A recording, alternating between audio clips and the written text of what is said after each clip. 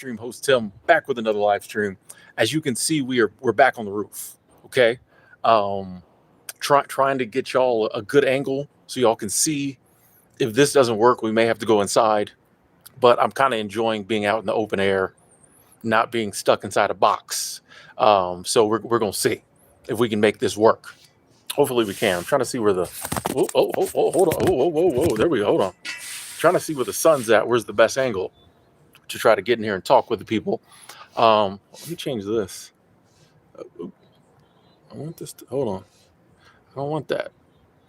What am I trying to? Oh, this is what I'm trying to. Hang on one second, folks. That's what we're trying to do. Okay. We got Hollis checking in. Hey, Black, how you doing? How you doing? Yeah, I dropped y'all real quick, but we back. Angela, how you doing? Good to see you. Good to see you. World's best moderator checking in early. Let me guess, you about to get off work. It has been a minute, ladies and gentlemen. I have missed y'all. Um, I just been busy, but hopefully give me a week or so and the busy will be over and we can get back to doing this on a regular basis, which is what I think we all kind of enjoy. Oh, Flame, you checking in for the Matrix? That's okay. That's okay. As long as you, even if you still in the Matrix, as long as you checking in, as long as you checking in with Zion every now and then and playing in your exit, it is okay. It is okay. Bobby, I'm doing well. I'm doing well. Been kind of a weird last few weeks, but I'm getting better. Today was a really good day. Got a lot done. You know how sometimes you go through kind of these funks in life where even when you're not at work, all you can do is lay in bed and recuperate from work. And like I said, I'm finishing up my job. I put my notice in. I gave them a month. End of July, I'm done. They've been working your boy like a runaway slave mule this last couple weeks. So just been, dealing with overwork and got some other stuff going on. So a little anxiety thrown in there as well. So it's been kind of tough. But like the title of this stream says, I'm in control. So sometimes it's okay to be funky. Just don't wallow in the funk. So it's okay to go through funks in life, but like we just got to get out of them as soon as we can. And I feel like I'm coming out of this one. So yeah, but overall we're doing well. We cannot complain. Thanks for asking. June, how you doing? Rain, what up? JLM, living your best life in the Matrix, working your way out. Tune in, tune out. Let's go. Let's go. Glad to hear that. Oh, Angela had the day off. Okay. Cookie Monster, how you doing? I just don't like the angling on. I should have done this inside. I might still relocate. I cannot complain. Well, other than the complaining I just did. Yeah. How have you been? One, no. Happy Tuesday. Is it Tuesday? Yeah, it is Tuesday. It's Tuesday. Yeah, I thought I had an eye doctor's appointment today, and it's tomorrow. That's how like crazy it's been lately. I literally scheduled this appointment last week, and I swore I scheduled it for Tuesday. And they kept sending me reminders, and I kept, saying yes, I'll be. They make you confirm about 12 times an appointment these days.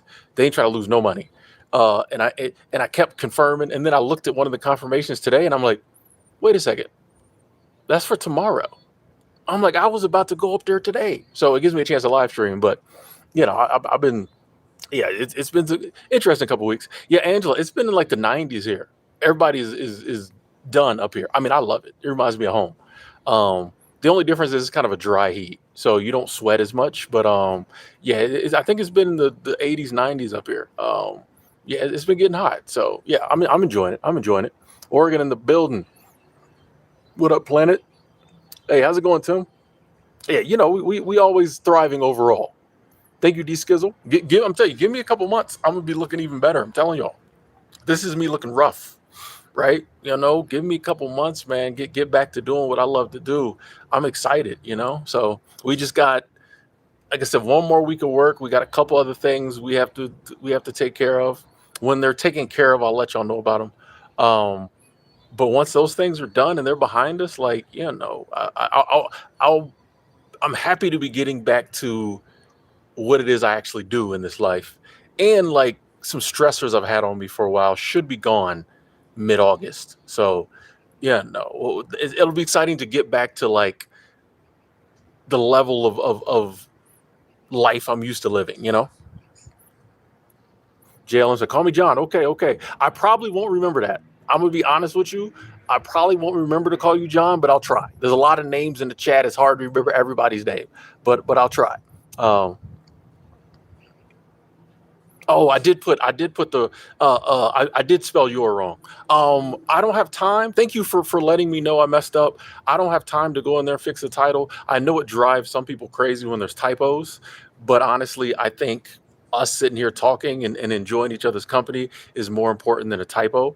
But as always, thank you so much to the people who feel the need to let me know whenever I make a mistake. I know it's very important.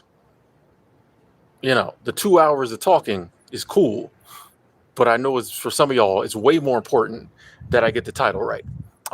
You won't be the first person to mention it. Yeah.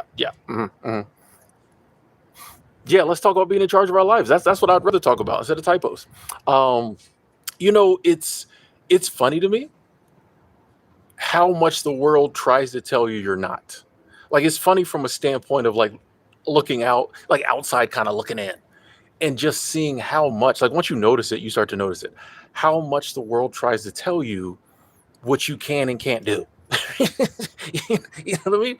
Pretty much, even the stuff we consume or take in that isn't blatantly trying to tell us that, people making content and other things, they're so brainwashed and programmed through no fault of their own that they like subconsciously are giving you the same message. Or even people like in our lives who mean well. They think they have our back. They're the main ones like telling us so often what we can and can't do. You ever notice like you mention something you want to do and people immediately tell you can't. And they don't really have any basis for that for you. If they have any data to try to back up this conclusion, it's something that someone else did. And like we are so, it's funny that on some levels we're taught to be individuals. But then when it comes to making life decisions, everybody wants you to like look at everybody else. You notice that? Be your own person, be your own man, be your own woman. But as soon as you try to like do something different, suddenly they want to point to everybody else around you and tell you you can't do it, or you need to do it this way because someone else tried it and couldn't do it, or no one else has ever done it. I'm like, wait a second. I thought you wanted me to be my own unique individual, take charge of my life. All this motivational stuff. People will talk it when it sounds good, but like when you really get into conversations with people, it all goes out the window. They suddenly want you to be like a clone. They want you to be like everybody else. But at the end of the day, we don't have to. That's the thing. Most of us live in free countries where we can do what we want. And at the end of the day, one of the main things stopping us is the fact that we don't believe we're in control. We don't believe we have power. But like, why wouldn't you? You know what I mean? Like, why wouldn't you? You have free will. I don't want to get in this discussion. I believe you have free will. And all day, every day, all we do is make decisions, right? All day, every day, all we do is make decisions. Why can't we just start making the decisions we want to make? You know what I mean? Like, why can't we just start making the decisions? Like, we're genuinely in control. Now, I know there are the people who run the world and the powers that be. And I know that, like, there are consequences and repercussions if we decide to suddenly just start doing what we want to do. A big one is like, no, most people don't want to work the job they work, but they feel like they have to do it because that's how they pay the bills. If people just stop working, how are they going to pay the bills? You know, and there's so many other things like that where it's like, yeah, I know I physically could do something different, but the consequences, you know, are too great. But my thing is this, and this is why I love talking to young people. The reason most of us are in certain situations where we can't do certain things or we have to do certain things we don't want to do is because we made decisions in the past that put us in that situation. And the reason we made those decisions was because people told us, or we got programmed or brainwashed to believe that we had to make those decisions. I thought about this morning. You ever thought about the fact that, and they've done studies on this, 70, 80% of people hate their jobs. You can look it up. I don't remember the exact number. It's high. Okay. Ask 10 of your friends. 8 of them will be like, I don't want to go to work tomorrow, right? Let's just say it's 80% of people don't like their jobs, right? I promise you, most of those people are probably still telling their kids to go out and get a job. You know what I mean? This is the type of stuff I'm thinking about. So many people get up and go to work and don't like their job, but most of them are still telling their kids, go to school, get good grades so you can get a good job, even in today's landscape. And I'm sure the numbers are a little better of people not still telling their kids that, but the majority of people feeling trapped and stuck in a job they don't like are still telling their kids that that's what you're supposed to do. And that's just because like they've been brainwashed, they've been programmed, they think that's what they got to do. They think that's the only way. That's just, I like to use that example because everybody kind of feels that one, of like, we just don't feel like we're in control. We're just taught from a very young age that like people who look like you or look like me or from the place I'm from or the place you're from or have a certain background, that there's just this box of what they can do, but like none of it's true. Like none of it's true. Like it's all just stuff people say.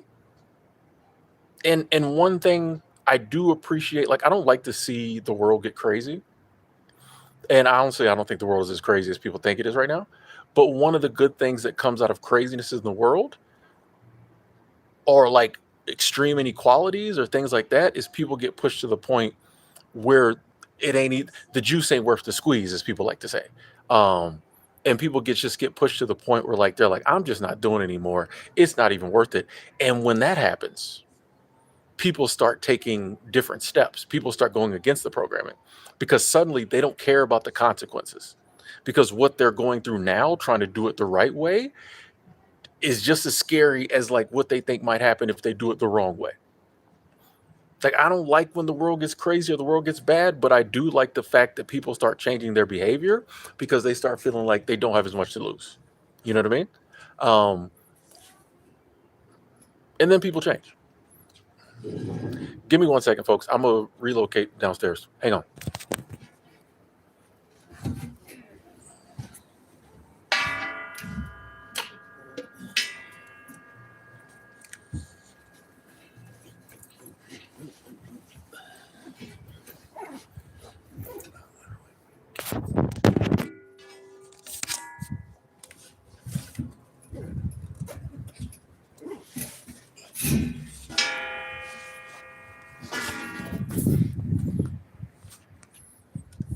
We get to take a trip.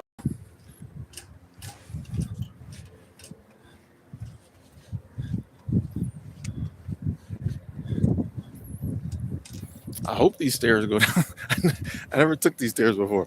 I hope these stairs go downstairs. Hold on. Hope there's not like a gate down here.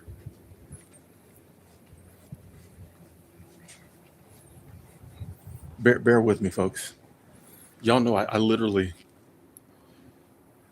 can't go nowhere without people like coming up there bothering me. So I'm sitting up on the roof, minding my own business, and a dude comes up there and like sits and starts eating the pizza. So I'm like, I'm not gonna be sitting up here talking to my peoples while you over there eating pizza watching me. So we gonna go. Hopefully we can get a room inside and stream without nobody bothering us. I apologize for the inconvenience. I was in the zone too. Get my key card out.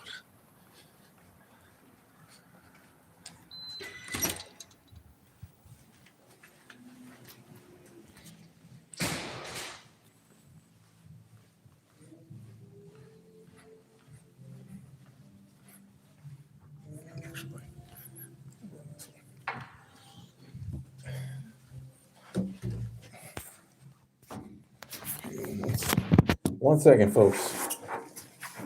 Give me 1 second.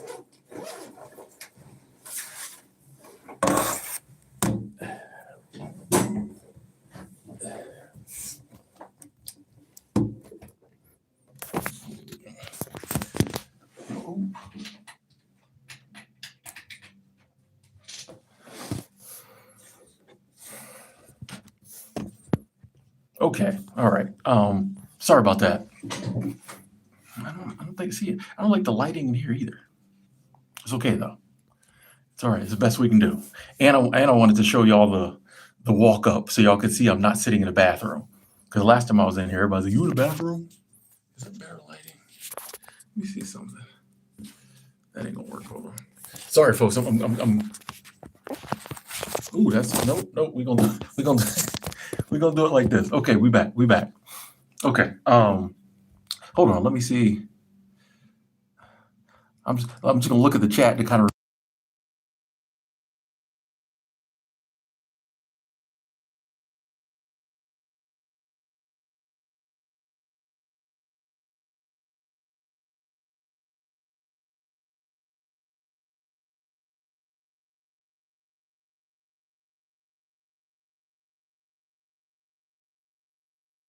Oh, we back. Okay, cool. It's back now. It's back now. Yeah, it's back now.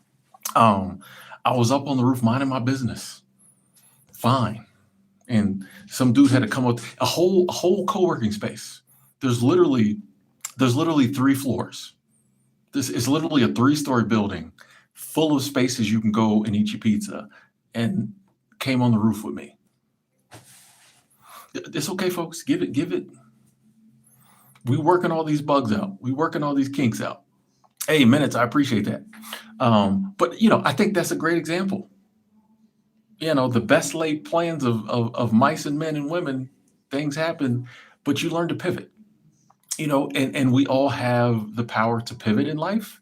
And I think like that's one thing people don't tell us when they are constantly trying to tell us, either verbally exactly telling us you can't do that, or like subconsciously through the programming trying to tell us what we can or can't do.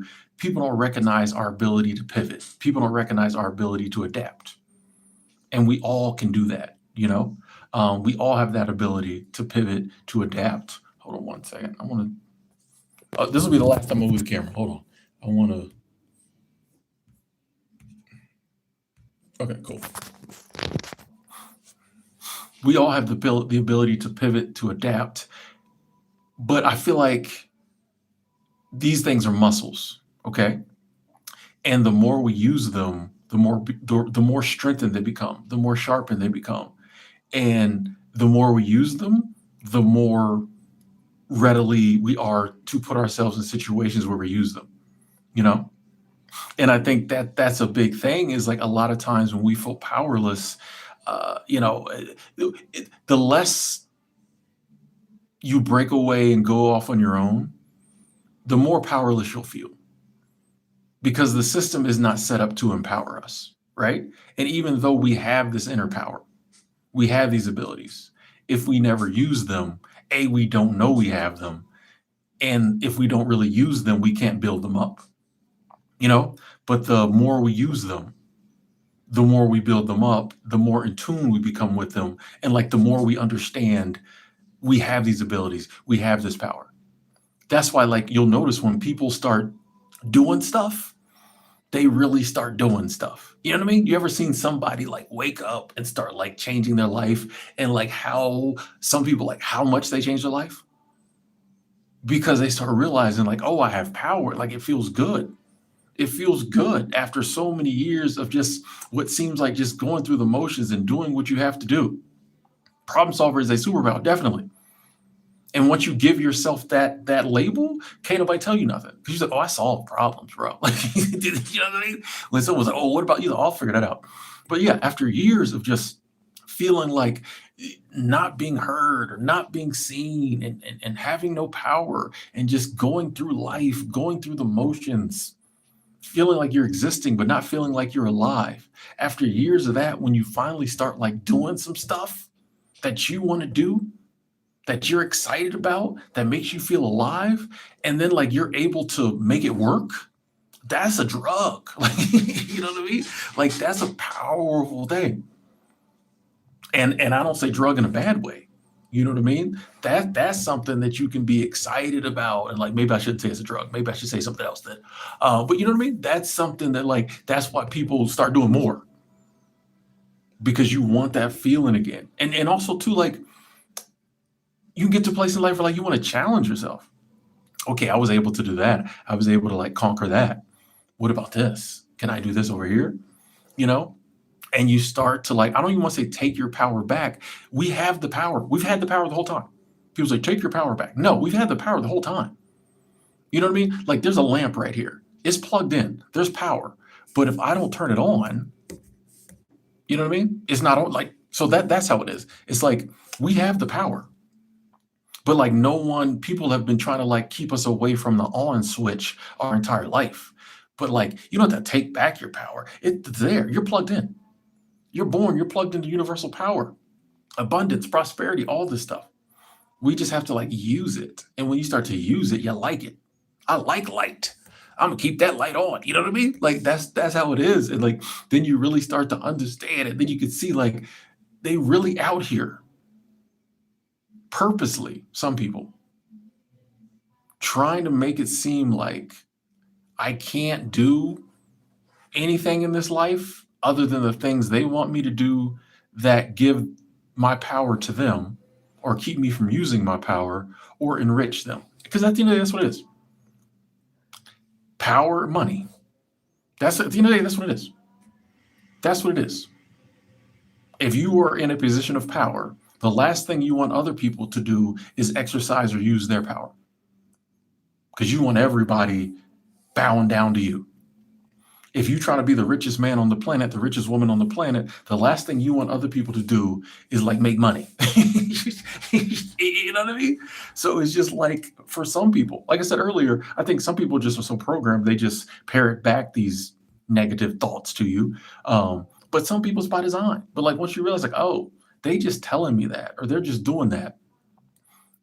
So like I don't take any of their power, or I don't take any of their resources. And here's the thing too. I think it's scummy. I think it's wrong. But I'm like, honestly, at the end of the day, I think I'm going to stop spending as much time knocking the hustle. You know, if that's how people want to play this game called life, they want to be greedy, they want to be power mongers, cool. I'm not even going to knock the hustle. Do what you do. I'm just going to try to be smarter than the hustle. And I'm going to talk about that aspect of it. Because it's like, once you see that the fix is in, well, then it's your fault if you continue to play the game in a manner that the fix is going to mess you up. Hey, if people want to spend their life trying to program me and brainwash me, okay. I think it's scummy, but hey, that's the way they're playing this game.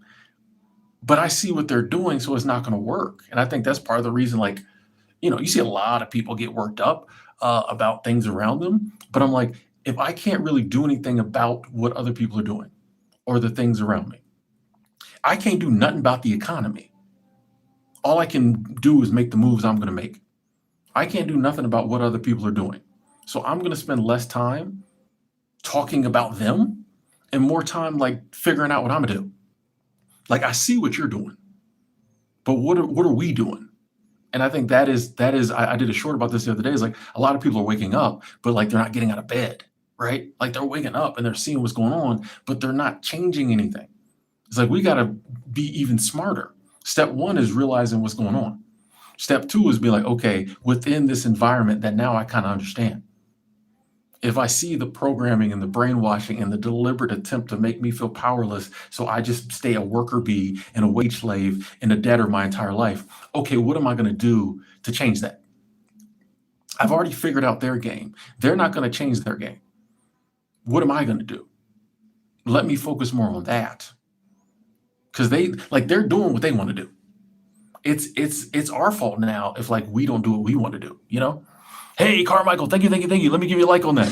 Thank you so much. Super Chat Squad said, truth, taking your power back is about realizing you have the power inside you all along. I'm comfortable, but I'm not happy, but I can change that. Super Chat Squad. Exactly. And I appreciate you sharing that, you know? Sometimes, I think sometimes the pursuit of comfort was making us happy initially. Then we get comfortable and we're not happy, not because like, because some people on the outside looking in is like, you should be happy, you're comfortable. Our happiness isn't dictated on comfort a lot of times. You know, like I said, I think sometimes the pursuit of comfort makes us more happy than the comfort after we've had it for a while. Because I think in life we like challenges. I think we like leveling up in the areas where we want to level up. So that's why I think, yeah, sometimes we can be comfortable. And other people would look and be like, if I had what you had, I'd be happy. But it's like, nah, like I want something different. And so I'm going to change that. And that's what it starts, like a simple sentence like that. You know how hard it is a lot of times to say simple, positive, affirmative statements like that? I'm not happy, but I'm going to change that.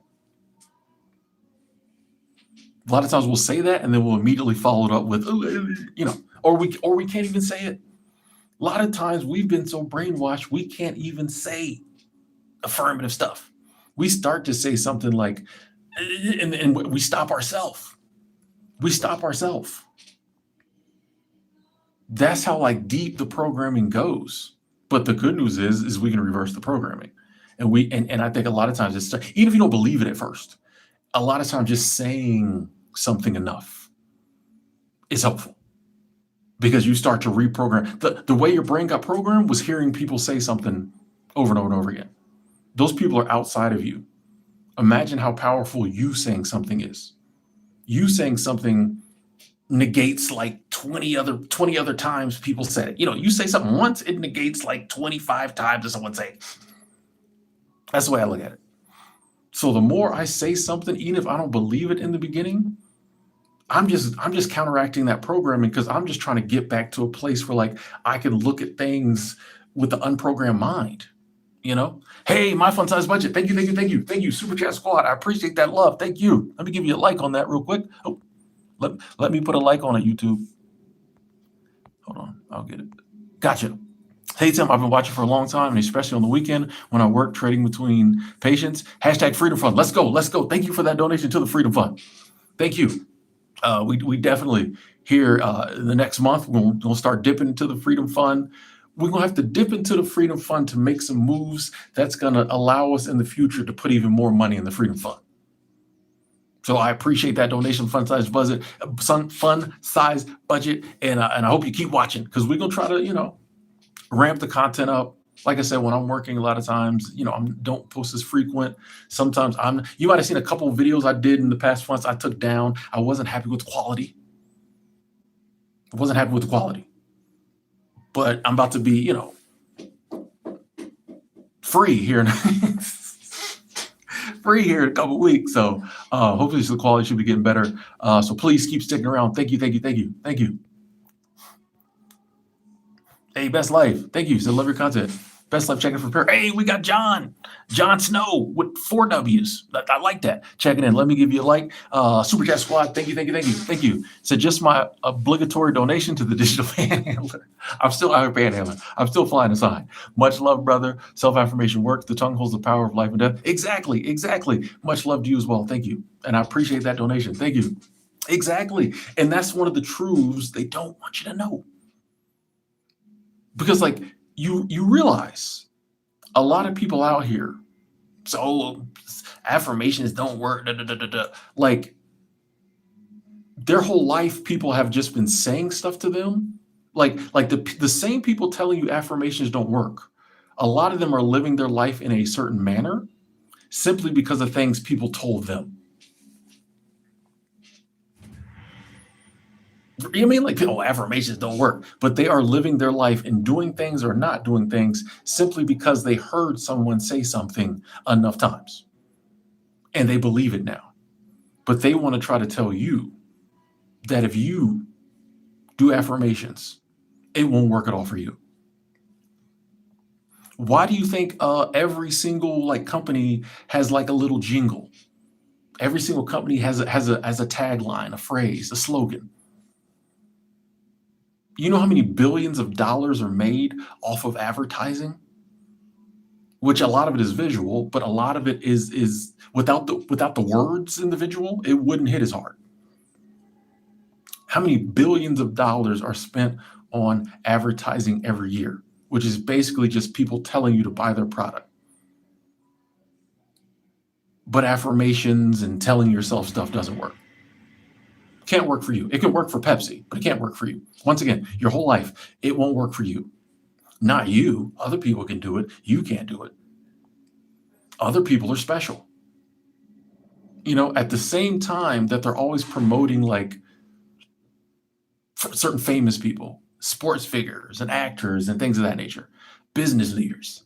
At the same time as they're like talking about them and like doing documentaries about them, they want you to believe like there's just something special about them. So they turn around and tell you like you can't do that though. That's kind of the messaging you get. Oh, there's some blessed, great people out there. They can do all this fancy stuff, but you can't. They want you to believe it just enough to buy more stuff. Right? They want you to believe that like you can do certain things just enough for you to buy more books or more courses, but they don't actually want you to think you can do it. And at the same time, they're hitting you with 8 times, 80 times information telling you can't. It's crazy. That's why on this channel, we just positive, positive, positive. Every now and then we take a drive down, a little bit down negativity lane just to like talk about some of the stuff going on. But like we go down negativity lane just long enough to turn back on, freedom circle. I don't know. I feel like I could have done better with that one. We go down there just long enough to get back to this positivity because that's what it's about. Why does everybody want to scare you? Why does everybody want to like hit you with fear and hit you with negativity and hit you with what you can't do?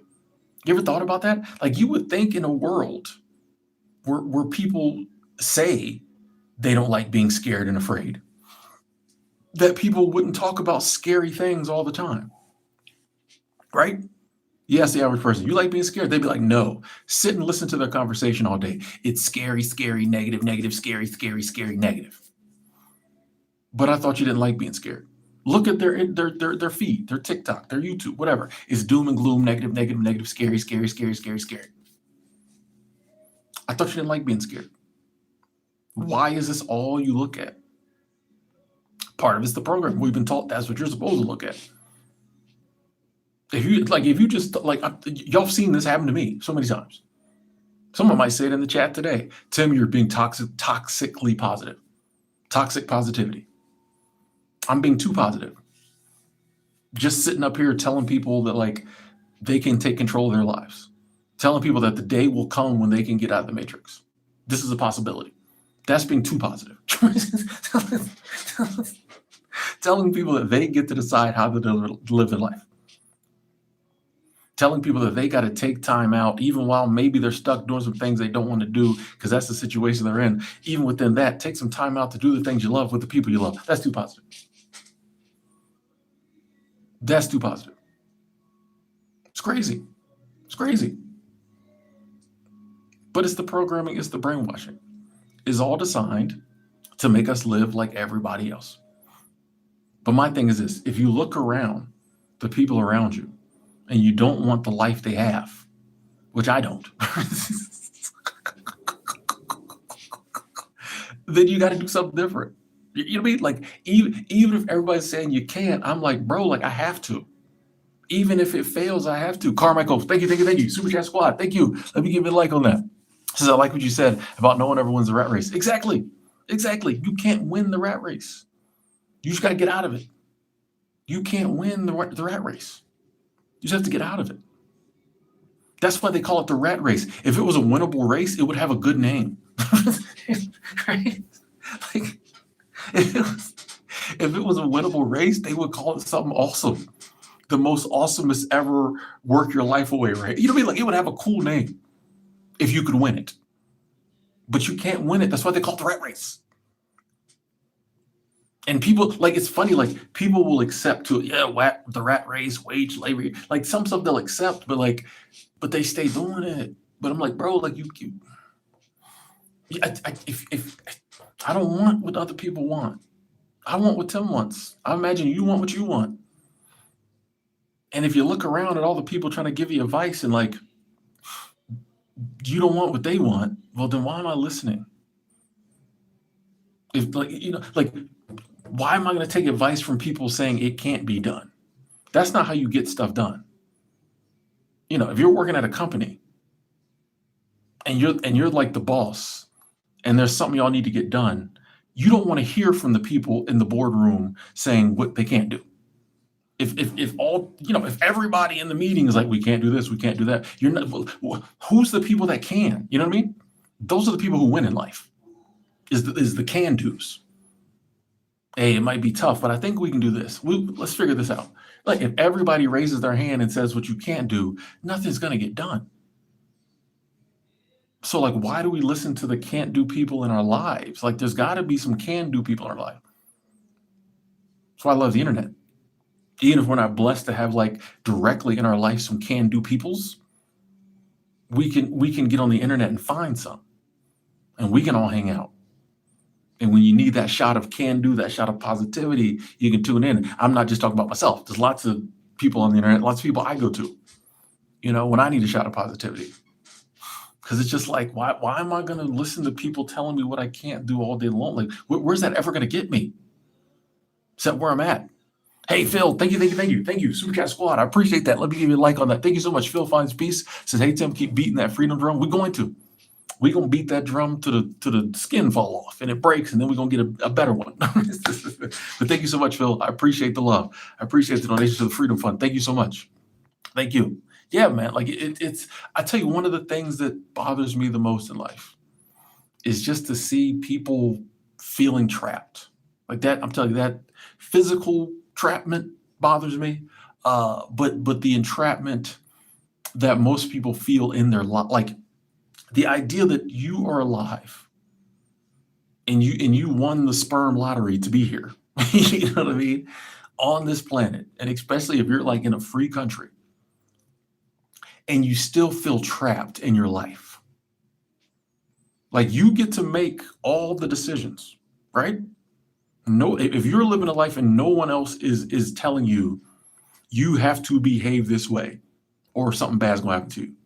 If outside, like, laws and stuff, you get to make all the decisions in your life every single day. You or your partner, get to make all the decisions in your life every single day, and you still feel trapped. That's crazy. Like, think about that.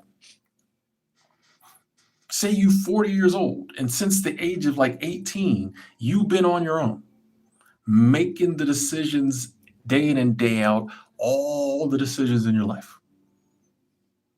20 years, 22 years later, you feel trapped. That's crazy. And that bothers me. I'm not blaming people. Because I know we live in a society and a system that if you just go along with it, that's how you're going to feel. It's set up to trap you. This is an entrapment camp. This is, this is an internment camp. It's set up to trap you. You think I'm lying? Why is it so easy to get debt? Well, the time hard to get debt, hard to get credit. Now, a 12-year-old could walk in a bank and they'd be like, "We got you." We got you. Mm-hmm. That's just one example. Why is it so easy to get into debt? Like, the American consumer is so many trillions of dollars in debt. There's a simple fix for that. Don't be giving people so much credit. The system, now I know we live in a debt-based system, so they have to keep doing that or the whole thing comes collapsing, but they shouldn't have started a debt-based system. The whole thing is a trap. So of course, like, the average person is going to feel trapped, but like, that bothers me. That bothers me. I want us all out here, like, living life and like doing stuff. Like, every day might not be roses and rainbows, but 4 out of 7. You know what I mean? The fact that there are people just like good, decent people, hardworking people, salt to the earth, whatever that means, and like, they like hate their life. It's crazy. Like, that bothers me, and that's why I'm, on this channel, that's the mission, is like, and I love the Freedom umbrella because we can cover so many topics, because The system is like if the system wasn't what it was, I don't know, I wouldn't even have this channel. Like but the system is so out of whack. There's so many things we can talk about. Pretty much every aspect of our life, there's something screwed up in it. And I don't say that from like a negative, like I said, I don't stop there. A lot of people's like, oh, everything in life screwed up. Full stop. It's like, no, okay, things are screwed up. But how can we, within this framework, still live an okay life? Scratch that, live an amazing life. Because that's what freedom allows you to do. And that's what we talk about on this channel, and that's what we're achieving, That's what we're gonna achieve. I just refuse to say we're not going to. Like, I just refuse to see that. I know people are like, well, what if this happens? If that happens, then we pivot, then we roll, then we figure something out. Worst case scenario, we trying to get free, and we're getting freer and freer until the day we get that final freedom and we move on to another existence. Like I said, we go through funks and we have down times, but ultimately we head north, we getting free. You know what I mean? As much as we can every single day. Because why wouldn't you? What's with like just give up? Like, that's the thing. Just giving up, it's like we're in a river and we're going against the tide. If you just give up, you go more that direction. It's not like you're like, okay, I'm good here, I'm just going to stop. No, if you just stop, you going back the other direction. It's like we gotta, keep pushing. But the good news, but it's not as exhausting as it sounds. You can get to a place where like pushing forward, because like in the beginning, as with so many things, in the beginning, if you're not seeing the benefits of your efforts, it just seems like a lot of hard work. But when you start to reap the benefits of your efforts, then it's like, okay, there's a reason for the work. Then it's not so hard to keep pushing. So it seems exhausting. Like every day I gotta be tripping. Like, no, like once you get to a certain level of freedom and you start to reap the benefits, you want to get up every day and get freer. You're like, this feels good here. So wait till I get there. But it ultimately starts with, actually, it doesn't even start with the belief that we're in control. It starts with getting to a place that we can even entertain the thought. I don't really think I'm free or in control, but maybe I am. Maybe I'm in control, and I'm going to start saying I'm in control. And I might start doing some stuff that's more control-y, but I don't think, I may not totally think it's going to work right now. But I'm going to start doing more control-y stuff and see what happens. And then when you see what happens and you start to see like, oh, I'm changing my life. It's a beautiful thing when you start like really changing your life. You're like, I'm out here changing my life. Then the belief comes. And then once you start, like, that's step 2 or 3, but like once that hits and you really start like believing because you see it and you know it, then it's a game changer because now you know. And there might still be struggles and ups and downs and setbacks, but like once you know, I can say unequivocally, I know a lot of this stuff I talk about works because I've seen it work for me. And the people I got the game from, it worked for them. So when anyone's like, this stuff doesn't work, I'm like, I know firsthand it does. Lots of y'all in the chat know firsthand it does. So while it might still be a fight, you can't tell me I'm wrong because I know. Actually, throughout my whole life, I've always been kind of stubborn and like, I have to find out for myself.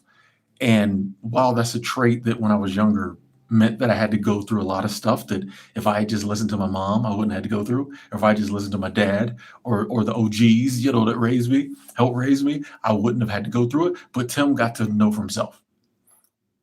So when I'm talking to young people now, and I'm like, you don't have to believe me.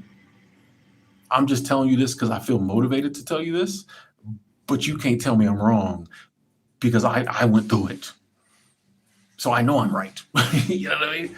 It's I had to learn, this is sidebar, but I had to learn that like sometimes you're meant to give a message for someone like in the future. A lot of people told me stuff that, hey, we just hit 100 likes. Thank y'all. A lot of people told me stuff that at the time I'm like, whatever. But then when I was like finding out for myself, it came back. And I'm like, oh, this is what he was trying to tell me. Or I'd be like, this is what mom did tell me this. I'd be like, mom did tell me this. I ain't gonna tell her that she was right, but mom did tell me this. But like, I have to find out for myself. But once I know, I know. And so that's when I'm like, I know unequivocally that, what people try to tell you, you're powerless. There's nothing you can do. Oh, they got us by the balls. We just have to get by the best we can. No. You can switch this stuff up.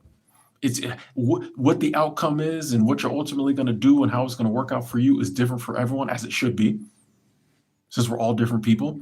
Hey, Lumbee 222, I love the twos. Thank you. Super Chat Squad, thank you so much. Rage. I just saw the sticker. What did you rage quit? The Matrix, the Rat Race. I love that. Hey, thank you so much for that generous donation. Thank you so much, Lumbee. I appreciate that. And I love the 3 2s. That's my number. So thank you so much. Good to see you. How you doing? Yeah, like once you know, different ball game.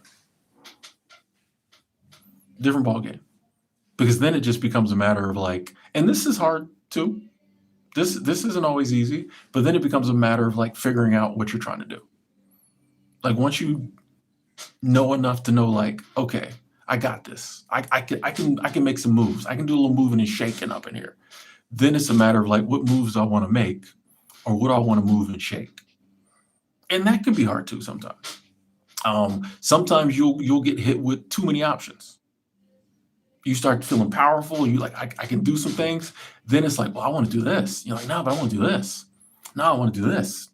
You get hit with too many options, but that's a good place to be. Previously, we were at, I have no options. When you get to like, I have too many options, that's a good place to be. Mm-hmm. I've had discussions with some of my friends, and they were saying the same thing. It's just like, man, like, I know I can do something, but what do I want to do, But that's a problem for future me and you, and it's a good problem to have. Actually, it's not even a problem. Well, the most important thing I would tell my 13-year-old self, I don't really have an answer for this question, Treasure, because I'm a big believer for myself. Now, if I was talking to a class of 13-year-olds, I might have some stuff to tell them. But for my 13-year-old self, like I said, Tim has to figure out on his own. The most I probably would tell him was just like, hey, it's all good, bro. 13, I was in middle school, getting picked on, stuff of that nature. I might just be like, bro, like, this is gonna end, right? Just keep your head up. I don't think I would really have any advice for 13-year-old Tim, because like any of this 46, about to be 47-year-old Tim advice would probably be too deep for him. You know what I mean? So I probably would, hey, just keep your head up. Like, give it a few more years, you're gonna see none of these people ever again. That would probably be it. Because whenever people say, what's some advice you would, I'm happy where I'm at, so I'm kind of glad I went through everything I went through. So I probably would just give them some motivation, just keep your head up, keep fighting. You know what I mean? Yeah. Hey, Chad, thank you. Super Chat Squad said, Tim, thank you for posting your videos and doing your live stream. You're welcome. They've helped me better in my own way. Here's $5. Thank you so much for that. Putting that in the Freedom Fund. Let me give you a like on that if it'll let me. Perfect. Thank you. And you are so welcome. I'm glad you were getting something out of the videos and the live streams. That's why we do it, and I like how you said in your own way, that's one of the things I love about the internet. Is just like there's so many resources and other people we can tap into, and they can be in different situations than us, but like the principles apply to us. And it's like, hey, I'm going through something totally different, or I'm trying to live a totally different life, but I can take from that, So that's one thing I do love about the internet. But thank you so much, Chad. I appreciate that. Thank you. I think my advice to 13-year-olds, say I was going to talk at a middle school or something, it would be kind of similar to what we're talking about today. Aussie, just subscribe. Thank you. Welcome. Grape Tea News, how you doing? I think it would be kind of similar to what we're talking about today, just telling them, like, please don't think there's only one path in life. And if there is a path that's being presented to you, Look at the people older than you who are on that path. Do you want that life? Now, who are the people you look up to and you do want their life? Reach out to them. We got social media now. Reach out to them and ask them how they did it. Instead of just taking like if all the grown-ups around you are telling you a certain path and you look at them and you don't want to live like them, even if it's like they don't have bad lives, that's just not what the life you want. Find some grown-ups who do have the life you want and ask them how they got it. Never believe there's only one path in life. Never, and 13-year-olds, this probably wouldn't be advice for them. But I think for a lot of us, as we get older, we think we know everything. Like we think we know how this world works. We think we've got it all figured out. There is so much to learn. And like so many people think they've got it figured out. And that's why they believe there's no other options. Nah, that's not how the world works. Whenever people, that's not how the world works. I'm like, bro, like we still discovering, like we think with our fancy science, we know everything. Like we still discovering all kind of stuff we're wrong about. Look at all the stuff we believed 50 years ago, we don't believe now. Think about all the stuff 50 years from now, we believe now, we won't believe. See, everyone does that. Everyone is nodding their head when I say, think about the stuff 150 years ago that we believe we don't believe now. People are like, yeah. And then when I say, think about the stuff we believe now that we won't believe 100 years from now. People are like, ooh.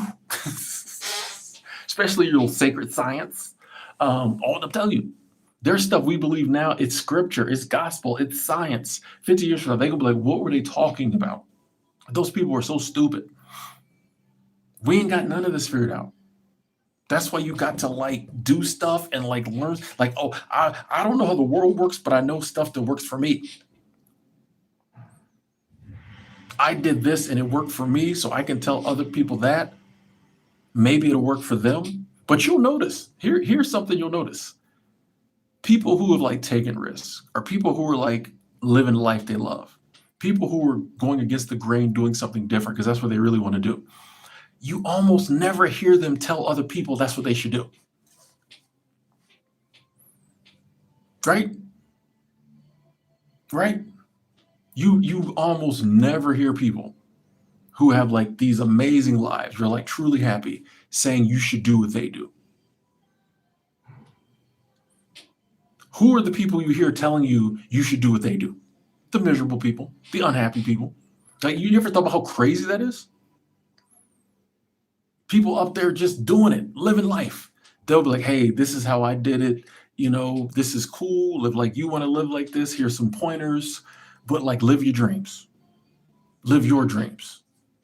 People who are just like stuck and unhappy, and I'm not blaming them. I get why they do it. But like people who are just like stuck and miserable and happy is always the ones telling you there's no other options. I'm like, but if I follow your advice, all you know is the stuck, misery, unhappy, rat racy life. Like that's what you know. So you're giving me advice from that. Whereas this person is doing some awesome stuff and they're telling me I can do some awesome stuff. Why would I believe? Like it's crazy, but we'd be more likely to believe those people because they're closer to us. We'll look at the person doing something we really would love to do, and we'll be like, "Oh, I could never do that. That person's special," and we'll believe the 5 people around us telling us we can't do it. It's crazy though.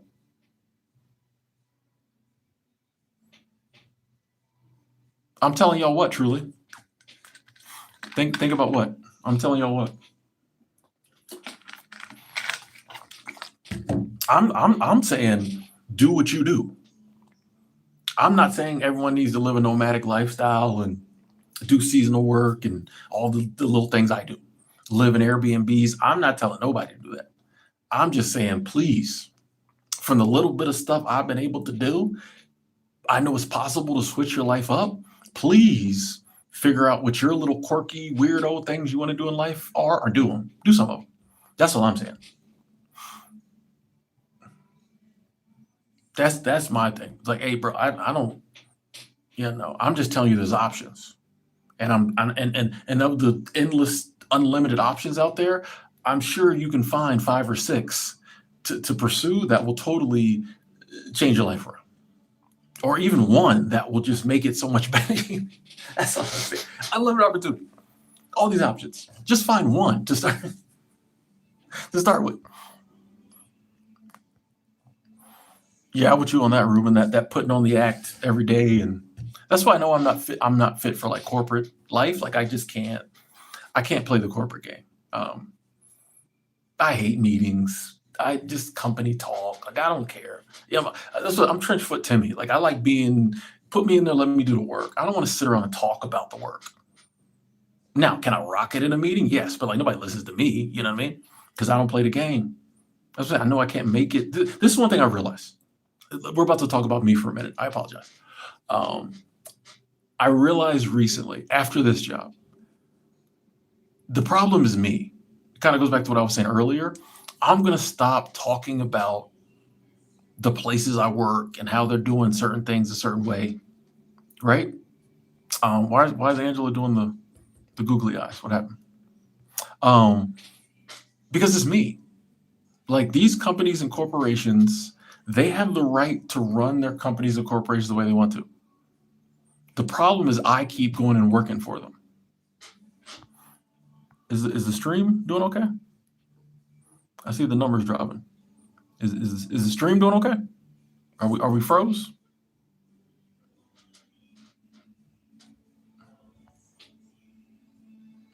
We good?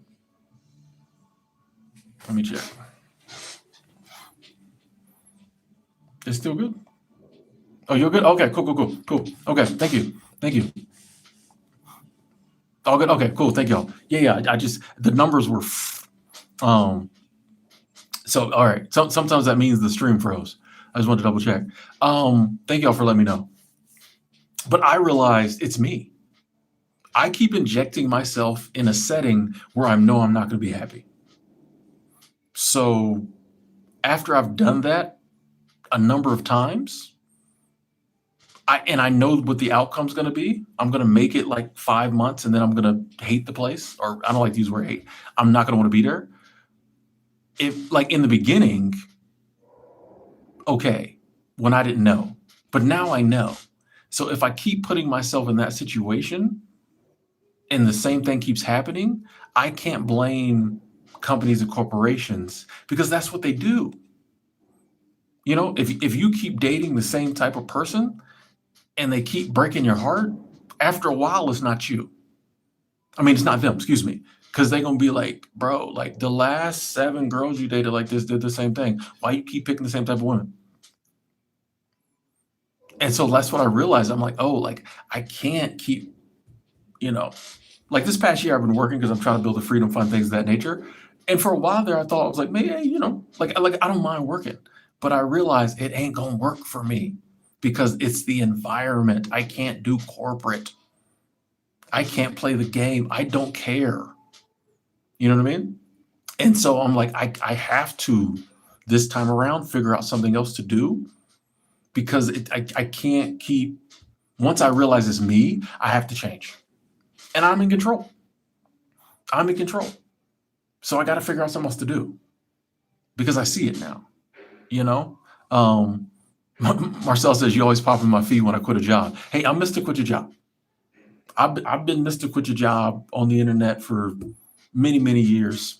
You know, despite this whole new crop of people popping up saying don't. It's weird. The internet goes in waves, so it'll be very like quiet quitting, quit your job, and then 5 years later, it's like do not quit your job. I've been Mr. Quit Your Job since what? I don't know, 2017. And I would still be Mr. Quit Your Job. I'll tell you why I'm Mr. Quit Your Job. I know you're smart enough to figure out, like, I know you're smart enough that you're not going to quit your job just because Tim says to do it. You don't know me like that. You got bills. I'm Mr. Quit Your Job to just put it out there that it's possible. And then like I know you're smart enough, like if you really want to quit your job, to figure out how to do it and to figure out how to take care of yourself once you do that. That's why like when these other people are like, oh, please do not quit your job. I'm like, you think people stupid. I believe in people. Other people, I don't know if they mean it this way. I don't think they believe in people. I'm not in the business. It's not a business, but like I'm not in the business of telling people what they can't do. If you really want, like, you wouldn't be watching a video about quitting your job if you really didn't want to quit your job. So why I'm going to tell you to keep your job. Lee, I see you. Glacier National Park in the building. Good to see you, Lee. Our paths got to cross again too. I actually found a picture in Salt Lake City when we hung out that day and you were super drunk. I'm messing with you. I found that picture the other day and it warmed my heart. So me and you got to cross paths again too, Lee. But I'm glad you're having a good summer. But like, I'm not in the business of telling people what they can't do. So like, if people trying to quit their job, let's talk about it. I'm gonna give you some motivation, some encouragement. And even as I'm saying you can do it, I'm like, yeah, there's consequences and repercussions.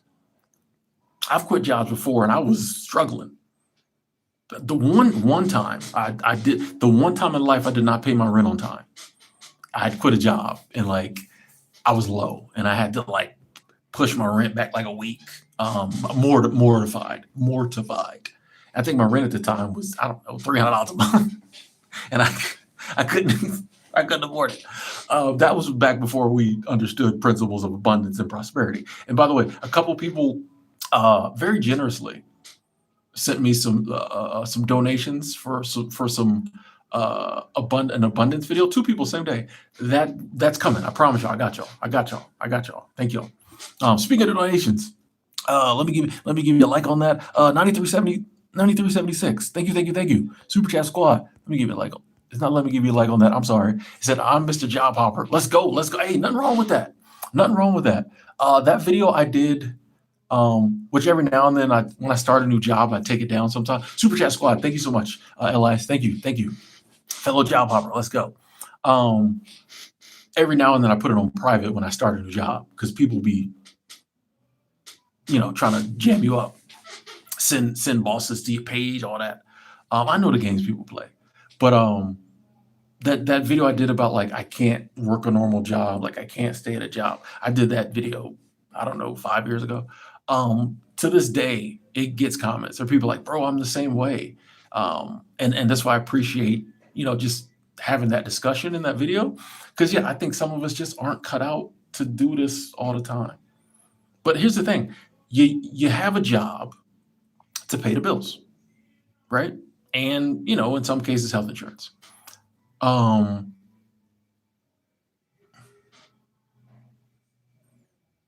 So hang on, Pri, I got you. You have a job to pay the bills and benefits, insurance in a lot of cases.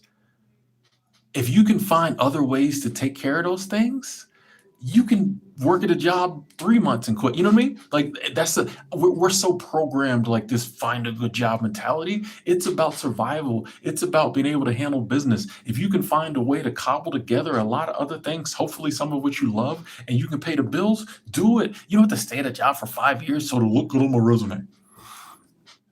Let me answer this and then we're going to talk about resumes real quick. Miss Priya, thank you. Super Chat Squad, thank you so much for the continued support. I always love hearing from you. It says, why phrase don't quit without another job famous? I think, and thank you so much for the donation to the Freedom Fund. I think, like I said, I think people mean well when they say don't quit without another job. That's why so many people say it. But I don't, like I said, I think as someone who's been about to quit lots of jobs, you totally understand the ramifications, hopefully, of your decision. Some days you're just pissed and you just leave. I've done that before too. But most of the times I've been thinking about it and I'm like, oh yeah. Like even quitting this job I'm leaving on July 31st. It is not the optimal time to do this. It's not the optimal time. There was times in the past where I was up a lot more and it would have been a lot easier to quit. Now, part of that is because I'm trying to make moves for my future. So like, we don't have as much on hand, cash flow as we normally would, you know what I mean? But like, this is not the optimal time to quit a job. Most people would be like, nah, I'm staying. I'm just willing to deal with those ramifications. And like, that's why I'm not going to say Don't quit your job unless you have another job. I'm like, hey, figure something out. You know, like there's people who have thousands and thousands and thousands and thousands of dollars of savings and or investments, and they won't quit a job. I'm like, like you could probably live for about 5 years off the money you just got sitting in savings, let alone your investments, and you won't quit a job and take 3 months off and then find another one. You know, we're just so programmed with like you have to always have a certain amount of money coming in, and you can't. Why save money if you never will use it? That's my thing. The reason I work and save some money is so eventually I can quit that job and use use that money. But I think that's why like people are trying to warn people like, oh, some bad things can happen if you quit a job without another one. But I think everybody knows that. Lee coming through with the donation. Thank you. Super Chat Squad. Thank you so much, Lee. I appreciate that, brother. I appreciate that. I'll let Cyan know. He was supposed to call me tonight. I'll talk to him when I get done. I'll let Cyan know that you giving out money, you still ain't paid him back. Lee, I love you, brother. I mean that. I love you. Thank you so much for the love. Thank you. Yeah, I want to talk about resumes. I have firsthand seen people think resumes are a legally binding document. Like people be putting, I don't lie, right? But people put stuff on resumes that they could have left out. I'm like, just put down the jobs you want to put down that show the experience for the place you working at, you trying to go to. You don't have to put the whole backstory about your last job and how your cat died and your grandma had knee surgery and the girl from accounting didn't like you, so she lost your paycheck twice. You don't have to do all this. Just put that, like, I don't know. People do some weird stuff on resumes. You do weird stuff on resume. Oh, what if I have a 6-month gap? What would they say? Why did you have a 6-month gap? At the interview, just tell them. Or tell them whatever you want to tell them. I think in this day and age, if you're like, hey, I took a 6-month sabbatical for my mental health, no one's going to bat an eyelash at that. Marcel, I never advocate lying, but I will say, put on your resume what you want to put on it. It's your resume. Put what you want on it. Quote me on that. That's a Tim Moore quote. It's your resume, not yours. It's your resume. Put what you want on it. It's not like a legally binding government document. They're like gonna get you in trouble. It's your resume. Like it is literally a document. I'm gonna take it a step further. It's not lying. It's your resume. You know what I mean? It is a blank piece of paper that you are putting stuff on. You can totally make it up if you want to. If it gets you the job, is that your fault? You know what I mean? Like, think about it that way. This is a blank piece of paper that they ask you to fill out. I can put whatever I want on it. It ain't even lying. I could put a whole fictional life on there if it gets me the job. You know what I mean? Like, it's not up to you. It's up to them to see whether or not you have experience and can do the job. It's not up to you. You know what I mean? You can I just thought about that. Yeah, it's not a confession. You're not in there with a priest. Gabriel said, how do you deal with inflation? I'll be honest with you.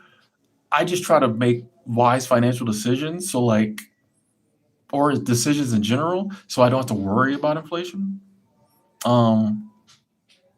Part of the reasons I don't have kids. You know what I mean? Like I try to, have some other income streams coming in, so I don't have to worry about it as much. I don't really have a plan in place. Like this is my anti-inflation plan. I kind of just live the same life I've been living, but I just don't spend a lot of money. I just try to live beneath my means, so that I can afford the things I need, even when prices inflate. I may have to switch rooms again. They're out there talking. I don't know. I used to come here, nobody was here. Now people here. This is totally. It's a huge co-working space. There should be people here. I'm that dude. Like, why are there people here? I paid $240, but people should be here. But the cleaning crew is here too. So if they need to clean, I may have to go back upstairs.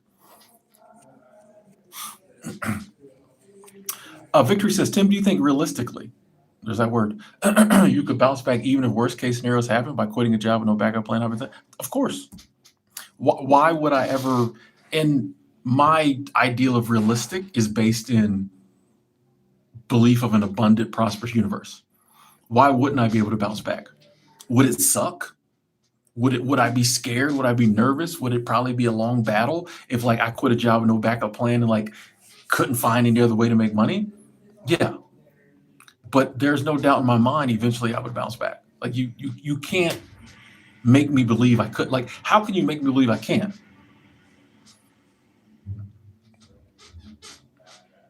You know how many jobs there are out there? Like, even if I had to live in my car for a little bit and just work any job I could get. You know how many jobs are out there? That dude, here in Montana, there's hiring signs everywhere. Nobody wants to work. Nobody wants to work. There's hiring signs everywhere. They shipping people in from all over the world to work. Nobody wants to work. You know what I mean? So like, I'm not like, if I was like, hey, quit a job, couldn't find another one, couldn't figure out a way to like make money on my own, and I had to go back to work, I'll find like I'm not. Nah, but like I said, even if it was a struggle for a while, I'll get through it. Like, I'll just struggle for a while. Like, like I said, I'm not afraid. And here's another reason why I don't say don't quit your job at all. I'm not afraid to deal with the consequences of my actions. If I don't like a job and I quit the job, and then I have to go through some things like quitting this job, they pay me good money down there at this hotel. I got decent benefits. Come August 1st, it's all gone. If I have to struggle because of that decision, I'll live with it. Like, and I, you know what I mean? Like, and I think we've gotten to a place where like, we're always trying to insulate people from having to struggle or suffer. But I think a lot of our ancestors knew, all of our ancestors knew that like sometimes you have to risk the struggle, or sometimes you have to go through the struggle to get where you're trying to go. The Oregon Trail was not fun. You know what I mean? Following the North Star to freedom on the Underground Railroad was not fun. But you had to take those chances to get free, to have a better life, right? I think we've lost a lot of that. We went from people hopping on boats and traveling 6 months across the world to an unknown country to have a better life, to people with hefty savings accounts and hefty investment accounts being scared to quit a job and go find another one they like. Because so yeah, I always understand that like when I leave a job, especially a good one, that is providing me with certain things that I won't have when I leave it, that it might cost me. The benefits one, people are like, well, what if you get a horrible illness and you don't have benefits, they can't treat you? I guess I'll be sick, might even die. But here's the thing. You can get to a point in this life where you're willing to risk it, because you're not finna do this. I'm not finna do this for another 20 years like they want me to. If only Tim had benefits, he wouldn't have caught that thing at 53 and died. Well, I got up out of here doing what I was trying to do. We're going to live to 90, so it's okay. But I got up here doing what I was trying to do. I'm willing to risk it because I can't. No. So hope that answers your question. Jay Hart, how you doing?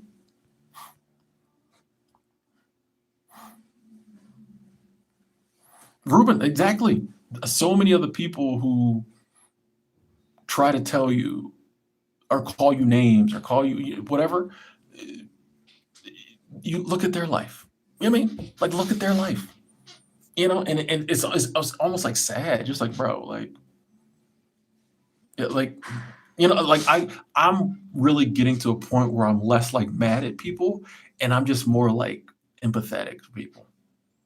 I'm like, I'm sorry, bro. You know what I mean? Like, I'm not even mad. I'm just like sad for him. Like, I'm like, bro, like, I wish you could be a loser like me. I wish you could be a bum. Like, you know what I mean? Like, sorry, you know? Ellie, they told you to remove DoorDash from your resume? Yeah.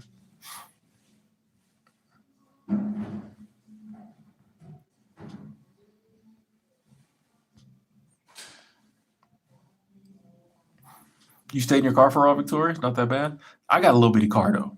But I mean, if it came to that, you know, good tips for doing research and traveling Airbnb, Amtrak. Um, honestly, I just Google or Chat GPT or whatever your question is. You know, I think research has never been easier. You can literally put in, I have no clue what I'm doing, but I want to rent Airbnbs for a while. Tell me how to do it. You know, so I just put in what your question is these days.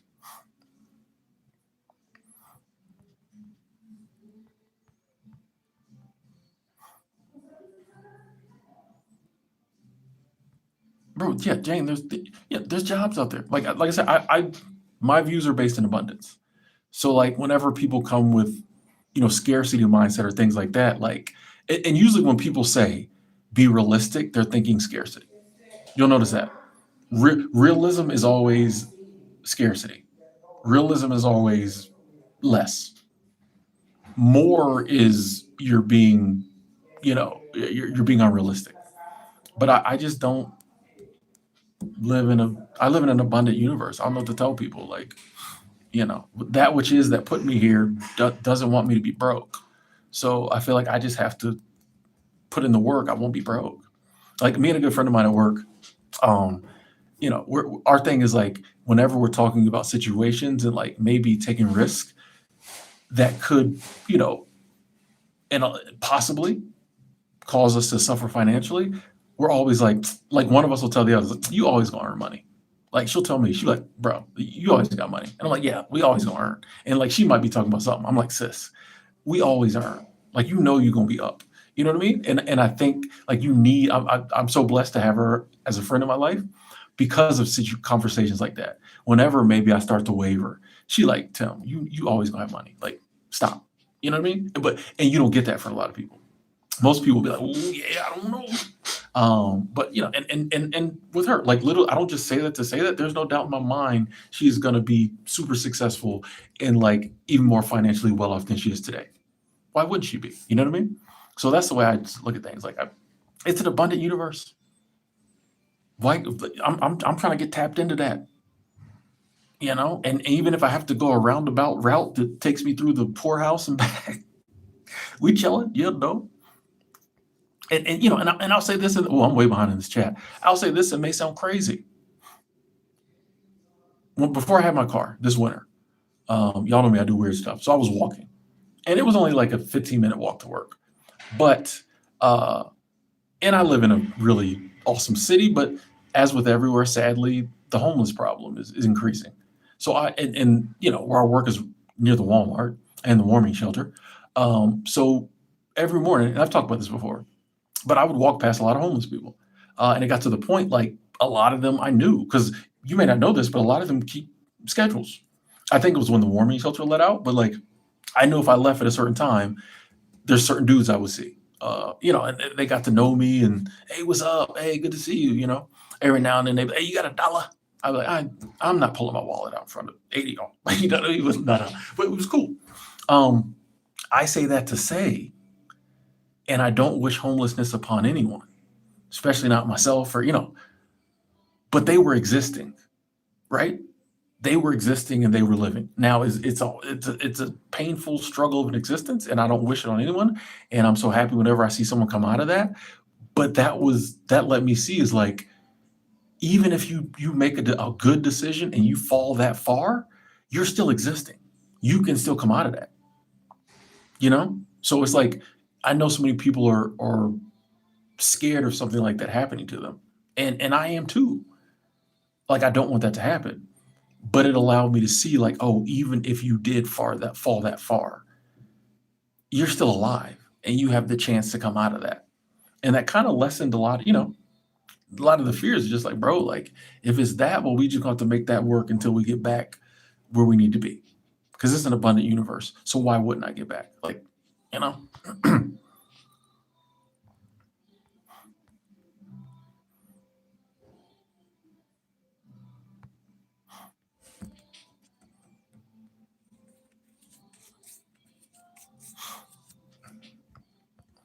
Sorry, I've been missing so much of the chat. You know, we talking. He said, I'm gonna need you to put out a schedule for lives, videos, and shorts. You know, 72. Anyone will tell you who's been around for a while. I'm not a schedule person, and I'll be honest. I've done okay. You know what I mean? Sometimes I'm like, Tim, you need just. I'm not a schedule person. I'm very moved by the moment. You know, some of my best videos, I was just like, you know what, I'm gonna go hike this trail and talk about this. And you know, I feel like if I was like, okay, every Tuesday I'm gonna do it, I don't know. I feel like I would lose some of the authenticity. You know, so there are some times when I'm more regular, and I might be like, oh, I'm gonna stream next week on this, but I just don't. I'm not a schedule person. Respectfully, like anyone who knows me will tell you, like, yeah, tell me, you know, he does it when he's ready to do it. Oh, Victor, you're going on Amtrak from New York to Chicago to New Mexico to Arizona, LA to Oregon. Wow. Oh, you got the interview for Yellowstone Cutoff. Nice, nice. That's a crazy trip. New Mexico, Arizona, Oregon. Oh, that's the whole. What's that about? 58 hours. That's a trip. What up, Norman?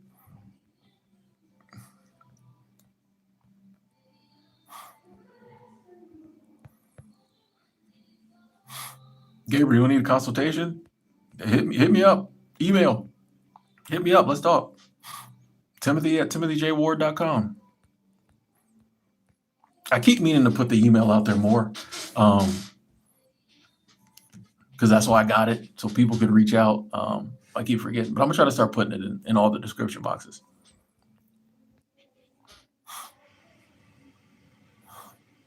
Oh, Galem said, found you. Click the shout out link to you from Jacob Whalen's channel. Shout out to Jacob. Thank you and him and others who have voices pushing the movement to stop spinning and live and get out of the rat race. Facts. That kind of goes back to what I was saying earlier when someone asked me about like inflation. It's just like, you know, if you don't buy a ton of stuff, you don't know that the prices are inflated. But here's the thing. And I think I even mentioned this in my Buy Nothing Rebellion video. I'm not saying don't buy the things you need or the things that bring you joy. I just think that like if we stop buying all the crap, if we get out of that consumeristic mindset, then we will have money to buy the things we need. And like I don't think most of us need much. You know what I mean? I think a couple purchases here and there make us happy. And honestly, I think the less stuff you buy, the happier the one or two things you buy make, or the 8 things you buy make you.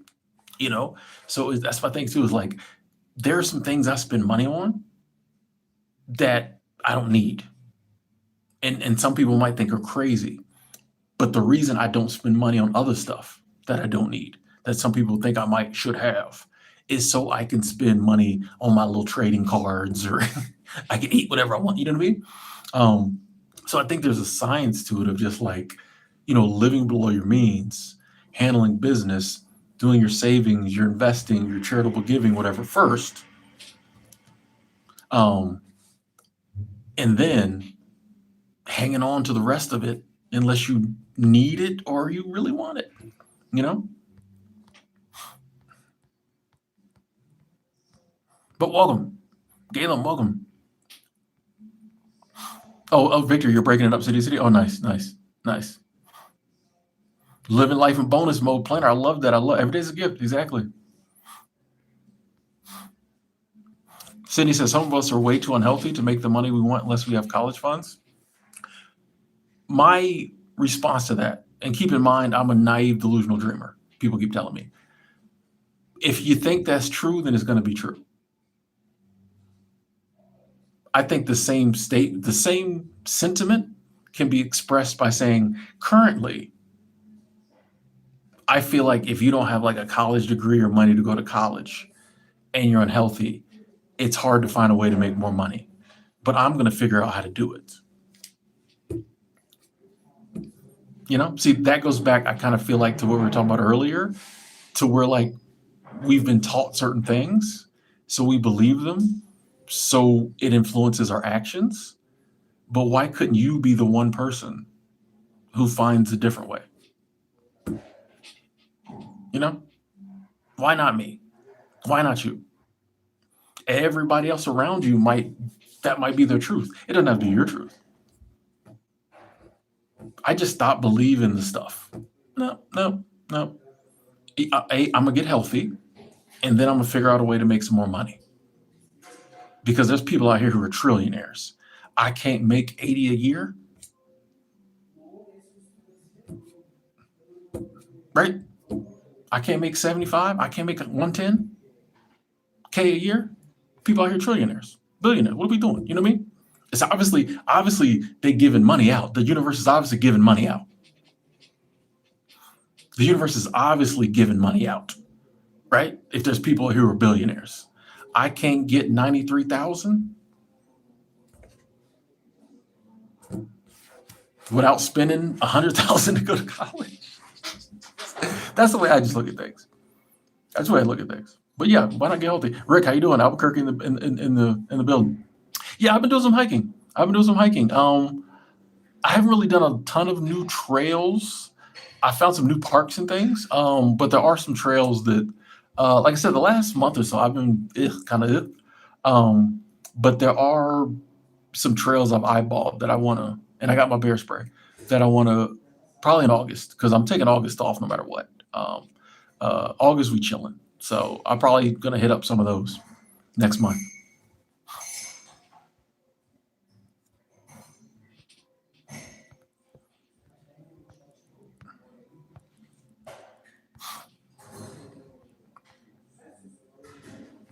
I mean, Sydney, we can always find, if you're looking for negativity and you're looking for a reason not to, you can always find one. And if that's what you want to do, if you want to spend all your time saying why you can't do, that is fine. Just, we ain't gonna do that around here. So respectfully, we not going to engage in any more conversation like that, because it seems like you're just trying to prove a negative point. And that's just not a conversation I'm interested in having. So respectfully.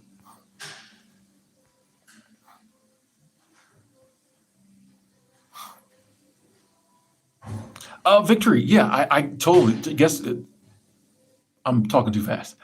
See when I get excited about answering, I totally get it's nerve wracking. But here's the thing: you plan your trip out, you schedule it right, you have your ideas of what you're going to do, and it's going to be nerve wracking until you start doing it. Like once you start it, well then like you're in it. You know what I mean? You're in the mix then. You ain't got time to be, you know what I mean? So I don't think it's so much that you need advice on how to do it. I just think it's like before you start doing it, you're always going to have nerves, Hold on. Why is my... There we go.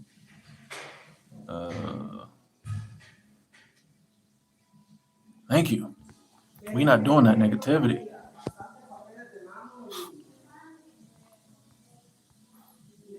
Thank you, Galen. Thank you. Hey, Theodore, that's awesome. That's all. I mean, that's all of us. All we can do is we can either give up, give in, or keep pushing. So I'm a big, we all go through ups and downs and funks occasionally, but like if at the end of the day we're doing more pushing forward than going backwards, we good. And why not? What else is there? Dr. Kitty, how you doing? 500K or a conversation with Jay-Z. I'm taking the 500K, respectfully. And that's not shade to Jay-Z, but I don't have nothing I want to say to Jay-Z. Like Jay-Z ain't living the life I want to live. Now, if you said Gary Vee, I'd take the conversation with Gary Vee. Because I like Gary Vee. Jay-Z, I'll take the cash. Hey, Erica, thank you. Super Chat Squad, thank you so much. Thank you so much. Let me give you a like on that. Thank you so much. I appreciate that generous donation. As always, appreciate your positivity, Tim. Hey, I'm so glad to hear that because that's how we keep it. Is we keep it positive. And you'll notice you see it happen here in the chat. We're and like I said, I understand where people are coming from. I understand why people are that way. Some people are frustrated and they've been taught that negativity is the only route, the only outlet, so they keep pumping negativity. But you'll see people come into a totally positive stream, and instead of just sitting back and being like, "I'm just gonna soak some of this up," they will try to be negative. Like, and it's easy for it to pull you in. That's why a lot of times I'll with love, those people end up getting blocked because it's like we're not going to let you bring one comment can negate 100 positive comments, one negative comment. Like that's the way our brains work. And so that's why a lot of times I'll block those people because I'm like, I see what you're doing, and most of the time I don't even think that people mean. Sometimes they're just trolls. I was like, I don't even think that people mean to like bring the chat down and all that, but that's just all they know. That's what they've been taught. The good news is they are in a positive space. They are in a stream like this. They are, watching hopefully, channels like this, and other ones. So maybe that'll start to change. But yeah, you just notice like in real time that like people think negativity is the answer, Sam, yeah, you and the wife should do some seasonal work. Thank you so much, Erico. I appreciate that. Thank you. Thank you. Yeah, we don't give up out here. Ty, stand single, not in a relationship. I think they might need to get in here, and I think we're gonna take another walk because I think they need to get in here and clean this room. We're gonna take another walk. Maybe the roof will be clear now. I don't be trying to be in people's way. Hold on one second.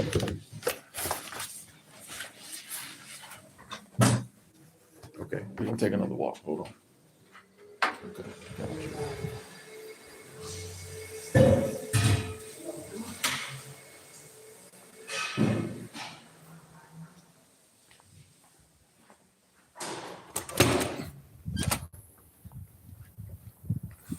We're gonna see if the roof is clear now.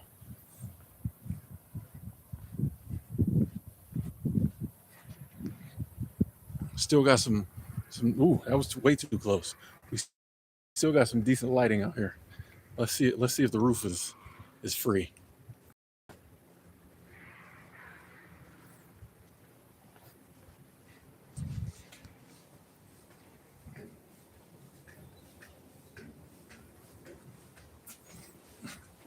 Bear with me, folks.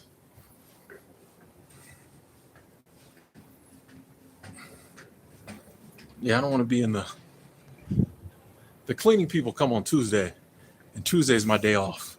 So like we're always running into each other.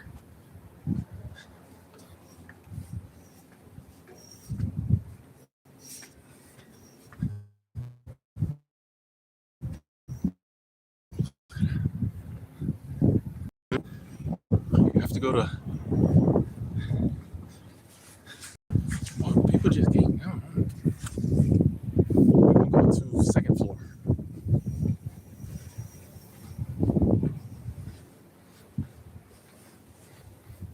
Always got to have a backup plan. Always got to have a way to pivot.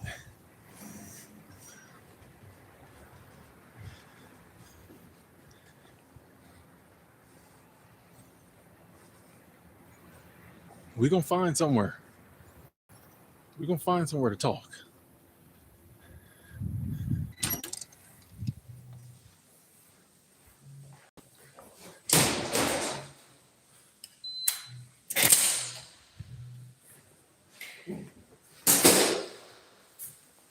Y'all still here? There's got to be somewhere in this building to go and get some peace and quiet.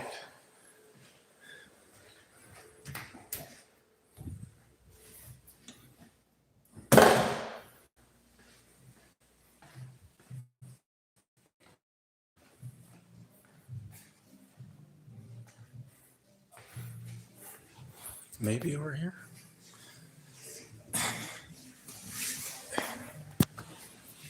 What's over there? Oh, wow. Let's go over here. I don't come up. I've never been on the second floor.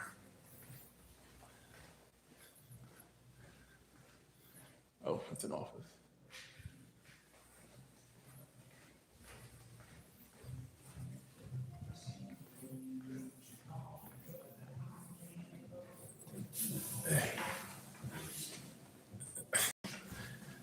Okay. Where's the light? One second, folks.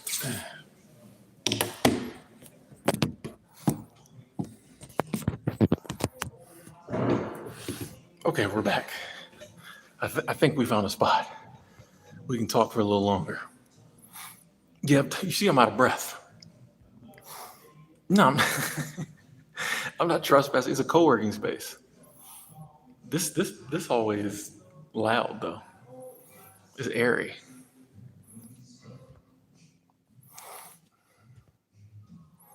$1 million of a conversation with Jesus. I would take the million because like it's free to talk to. It's free to talk. I'm not saying I believe that Jesus is God, but like it's free to commune with the divine. So like, why would I need to pay? Like, I just take the money and then be thankful to God for it. Like, that's an easy one. Boy, I was getting my workout. Nah, dude was still up there on the roof. He's just hanging out on the roof. Like, he's not doing nothing. He's just hanging out on the roof on his phone. Jamming me up. But we here now. Yeah, the lighting's better, but it's very echoey. So I hope nobody's in here trying to work because they can hear me. Maybe. So yeah, it's a co-working space. I'm not trespassing in an office building. He ain't watching the sunset. He's just being weird up there. Hang on. I'm trying to. I have my phone propped up against my laptop, and when I opened it, it turned on. So I'm trying to turn it off. But once the cleaners leave, we can go back downstairs. But yeah. When does the boredom pass early in sobriety? I think that depends. Hang on, give me 1 second.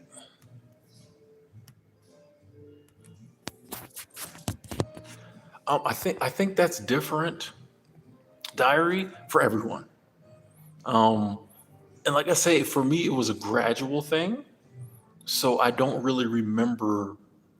It was just kind of like I looked up one day and like I wasn't as bored. You know what I mean?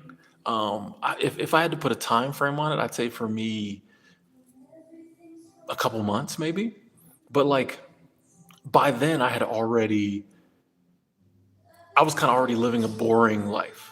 You know what I mean? So like if you're someone who's used to like being out and doing stuff and all that, and like then like you get sober and now you're staying at home and all that, it might take a little longer. But like I was already living a boring life. You know what I mean? So like I just had to get to the point where like I could sit at home and watch movies and occasionally hang out with a couple friends every now and then, not a lot. But I'm by myself 90% of the time anyway. So I just had to get back to that place of it being cool to be by myself and me not get super bored. So maybe for me it didn't take as long as maybe someone who's more extroverted, more out there on the go. But yeah, I would say for me a couple months kind of. And then I was kind of like, oh, okay. 572, glad you're liking the stream. Ruben said you need hobbies. Honestly, respectfully, that doesn't matter. I think in the beginning, even your hobbies, if you're used to doing your hobbies drunk or drinking, even your hobbies seem bored. That's the problem. It's not about what you're doing. It's the fact that like for a lot of us, everything we did involved drinking. So when you take the drinking away, nothing feels the same.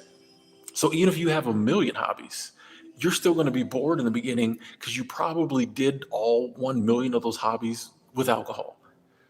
And so alcohol gives you that lift. It gives you that boost. You're up. When you take the alcohol away, even if it's something you love doing, it doesn't feel the same. That's the problem. And not saying it's a bad idea to fill your schedule up, maybe so you don't think about the sobriety. But people always say that, oh, you just need to do more. And I don't think they understand it doesn't matter. Your body, your mind, you're missing that substance, and you have to go through that period of like leveling out, no matter how many hobbies you have. The key details I'm looking for in Airbnbs, decent price, 4.8 stars or better. I like to look for a comment about strong Wi-Fi, but that's just because I do YouTube. Good area. I get on Google Maps and I do the street view and I literally walk around the area. I need to be close to grocery stores. Before I had a car, or when I don't have a car, public transportation. Um, and yeah, it's got to have good reviews. Like I said, 4.8 reviews are better. Under that, I might do 4.7 if I see that somebody left a review. You can read reviews sometime and see that the person was just being an a-hole. There weren't 7 forks in the thing and there was 7 of everything and they give them 3 stars. If there's a noticeable review that brought the rating down, I might go under 4.8, but typically 4.8.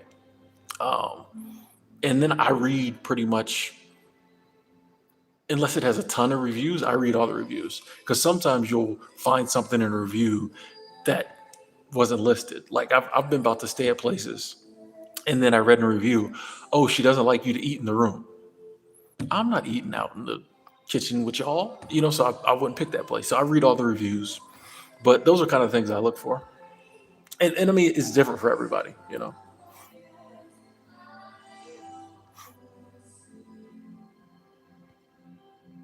Boston, I'm in a co-working space in Montana. Do you think there's a debate that sobriety is overrated? I can only speak for myself. So I say it's not overrated for me. And I think there's a lot of people out there who would say the same. So I think each person has to figure out for themselves whether sobriety is for them. But I will say this, if you're thinking about sobriety, then obviously there's been something that happened that made you start thinking about it. And I would ask myself, it's funny. There's so many other things that if it made us do whatever drinking is doing, we would stop instantly. If you were like, every time I eat Brussels sprouts, I get a hangover, you'd never eat another Brussels sprout, right? If every time I eat Jello, it makes me yell at my kids, you'd never eat Jello again, right? Just think about whatever the thing is or the things are that make you say maybe I should stop drinking, and then ask yourself if it was any other substance, how quickly would you have cut it out? So why are you trying to justify continuing to drink? Because alcohol is the thing making you do that.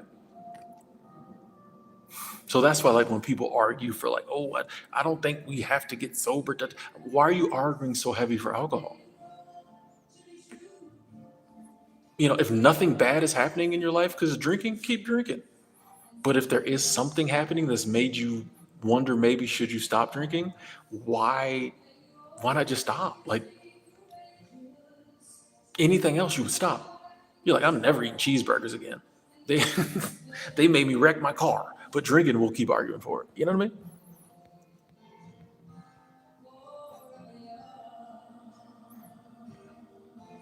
$50 Airbnb. Let's go, Victor. Oh, Galen, I'm not taking August off from YouTube. I'm from work. Anna, glad to hear that. On your sobriety journey, happy about it. 5 years. Let's go. Oh, Walk. I don't really have a desire to have a conversation with myself in the past or in the future. That's a question I get asked a lot. I have no desire to talk to myself. And like Tim in the past got through, and me now, I'll see Tim in the future when I get there. So like I don't I have no desire, need to communicate with my past or future self. Like I don't. I'm chilling. Like I'm good now. Like you know what I mean? But what I said, yeah, I'm good. I'm good.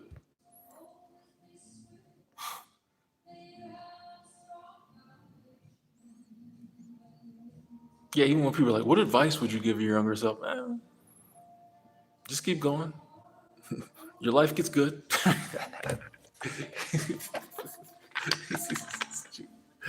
You look good.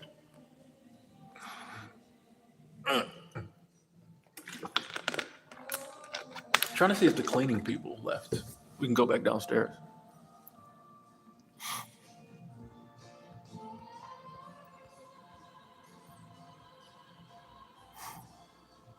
Yeah, we're gonna have to, Angela. We're gonna have to go up there, and it might come to blows for the roof. Hey, Chuck C. Pass. Thank you, thank you, thank you, thank you, thank you, thank you so much, Chuck. Thank you so much. So one thing you should never stop is having chicken wings. So tell Tim of the future to have some on me. Hey, I appreciate that. Tim of the future, we're tomorrow, Tim. Have some on me. Hope all is well, team. Tim, wishing you happiness, health, and success. Thank you so much, Chuck. I am good. And I'm taking them positive vibes of happiness, health, and success. I'm accepting them. I'm sending them right back to you. And thank you so much for your generous donation to the Super Chat Squad, the Freedom Fund. Thank you. Thank you. And yeah, I think, here's the thing though. I have to find a new like go-to chicken wing spot because the one I was going to, it was like a brewery, and they had pizza. It was my pizza and wing spot, and they shut down. So now I'm probably gonna have to go to the next town over. But I'm getting some wings because I've been craving some. So thank you, Chuck. Thank you. It just yeah. When somebody told me this, aren't they shutting that place down? I'm like, no, they can't be, because like they were doing good business, but I drove by there and yeah, they were shutting it down. I'm like, bro, I just want my wings and my pizza, bro. I just want my wings and pizza. So thank you so much, Chuck. Future Tim, thank you. Now they're up here. Bro, I just can't get away from people.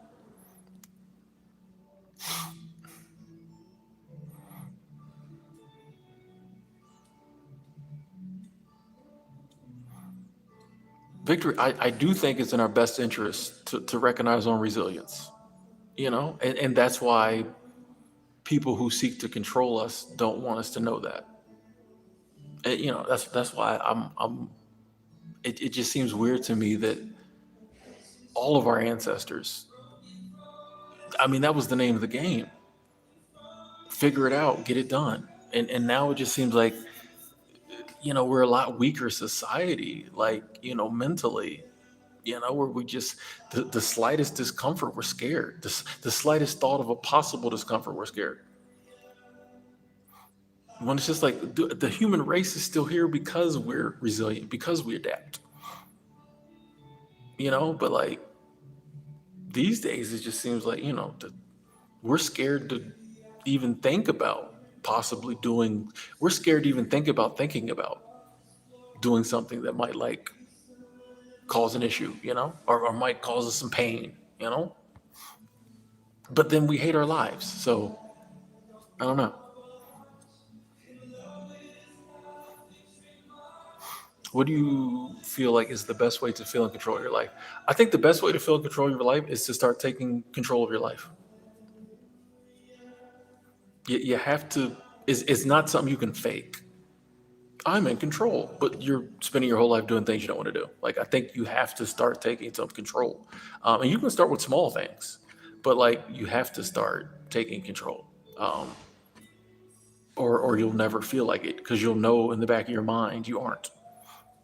You know if you're really dictating what you do most of the time, or if you're taking steps to get there. You know what I mean? Because like, it doesn't always have to be a tomorrow I have it figured out thing. Like, it might be a 5-year process, or whatever. But like, whether you're actively doing things to control your life or if you're just going along with what everybody else is saying and doing. So like, the best way to feel like you're in control is to be in control. Victoria, thank you, thank you, thank you. Super Chat Squad, Freedom Funder says, I'm in my first Airbnb. It's so nice. Yes, I love it. I love it. I need to get a sponsorship from Airbnb. I'm joking. I mean, I take it, but yeah, Airbnb's. I think I'm gonna do my video about the pros of like living in Airbnb versus renting. It's time. It's time. I was kind of waiting till I was in Airbnb, but yeah, because the one I'm in is nice enough as a backdrop that I can do it. Uh, but yeah, Airbnb is a vibe, and I'm glad you're enjoying your Airbnb. I'm glad it's nice, and thank you, Victoria. Appreciate that. Thank you. Yeah, yeah. Launch. If you stop eating junk food, it's funny you brought that up. So like I try not to eat anything microwavable. I don't eat fast food. Been like that for a while. I typically don't eat lunch at work. Like I'll just go in, I might have a coffee, not saying that's healthy. I might have a coffee, a honey bun. I don't eat till I get off work. Something shifted in my body recently, and I've been getting like famished at work. I'm like, do I got a tapeworm? Like maybe like my metabolism shifting a little. Hopefully it is. I've been getting famished at work. So I want to eat lunch. Now, there's a Mexican restaurant next door that I eat a lot. I get a ground beef burrito, no beans. I can't do the beans. I can't do the beans. Um, but I don't want to eat there every day. But like honestly, I don't even take 30 minutes because like when I'm at work, like I'm busy, like I have to be there. So I just been running down to the Wendy's, get a number one double size large of the Dr. Pepper. I bring this up because I can tell the difference in my body. Like the first day I did it, I was like, oh, but I was okay. After 2 weeks of doing that, two, three, four times a week, I can tell the difference. Like it is affecting me. And I'm like, tell him, look, bro, like we got to stop. That's why I'm glad I'm like not gonna be at that job anymore because I won't have this dilemma. But it's like I got 20 minutes. Where can I go get something to eat? I'll just run to Wendy's. But like you said, like once you stop eating that stuff, you can't go back to eating it without like adverse effects. Yeah, yeah, yeah. That Wendy's is killing me. It tastes good. That Dave's Double tastes good. But yeah, it's tearing my stomach up. I'm like, why am I on this turlet? You know? But yeah, you got to go back to the eating good.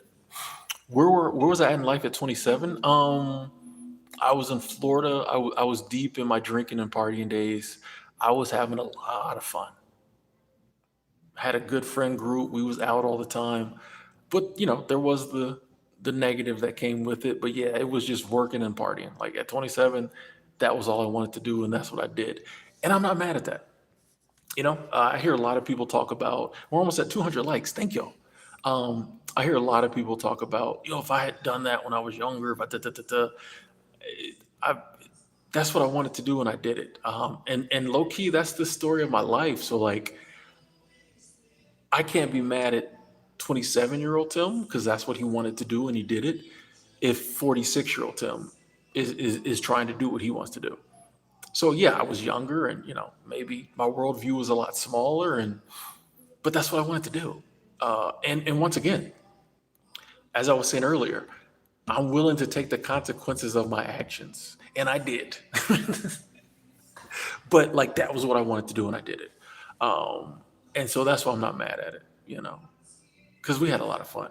We blew a lot of money and we had tough times and I'm sure it has affected my health, in some manner and in other aspects of my life. But like that's what we was doing. And we did it, so yeah, 27, we were living same person but younger, a lot less experienced, but enjoying life. Diary, back then we had MySpace and near the end Facebook, and I can't get into my old MySpace. I wish I could because I was totally, because I don't think people believe me. Like people believe me, but they don't believe me. Like, like, because I'm so different now. So, yeah, like if I could bring back my old MySpace, you'd be like, this dude is, we're nuts. Like, I don't even tell half the stories because like I said, we weren't bad. We were just crazy. So, like, especially me, like, I wasn't doing drugs and all that. But like, some of my friends were. But like, we still was like, we were mainly about turning up, But we would, yeah. I'm gonna see if the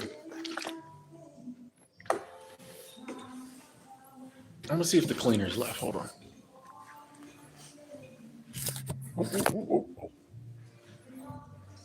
That's a weird angle. Sorry, folks.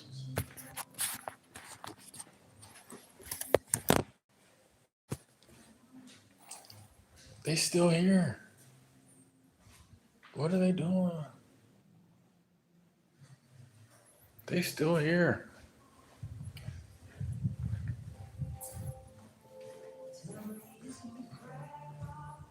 I give it to the cleaners. They do their job. They definitely cleaning.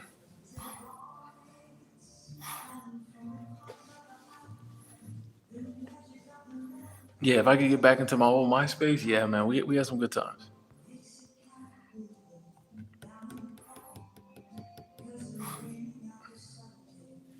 But I think this. I don't know. Like I think this life. That's why like I like to talk to young people and tell them don't let anyone else tell you. Listen to people respectfully, but like don't let people pigeonhole you into one path in life. And also like if you do make some mistakes, you got time to correct it.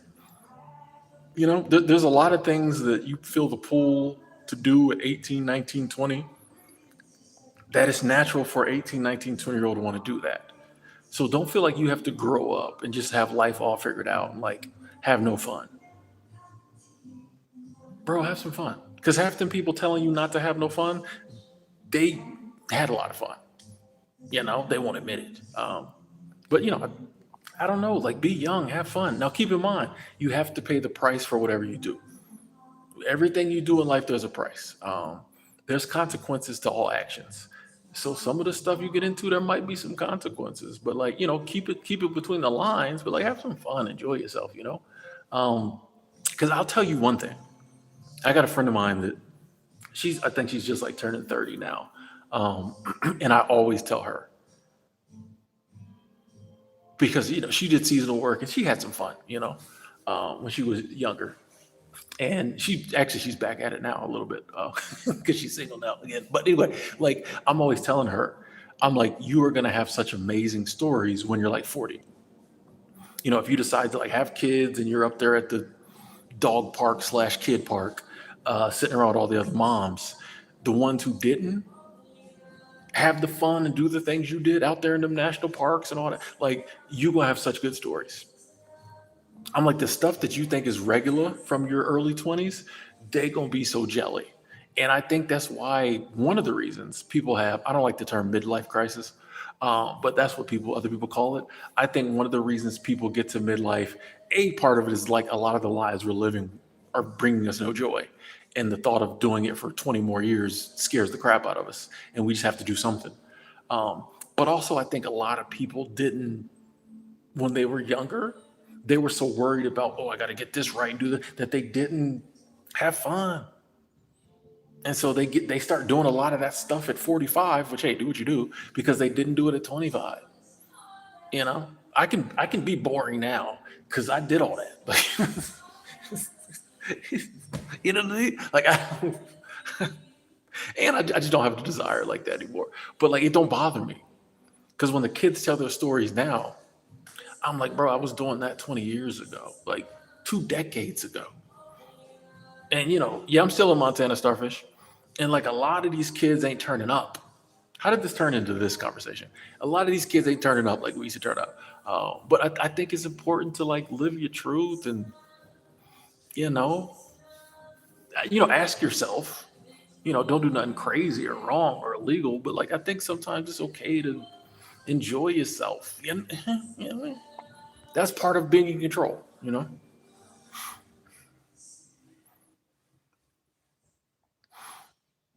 1438. Yeah, I think I think you can start to get feelings of like, I don't know if this is for me. You know what I mean? Like I said, listen respectfully to people, especially your parents, older people. But just because you listen to someone doesn't mean you have to follow their advice. And if you start to feel like, bro, like I don't know, you know what I mean? Like I think you should listen and analyze and take the time to be like, hey, why am I feeling this way? Now, sometimes it could be something different. But like, sometimes you might be like, yeah, I know this isn't for me. Like this is a waste. Like, why am I doing this? You know, there isn't just one path.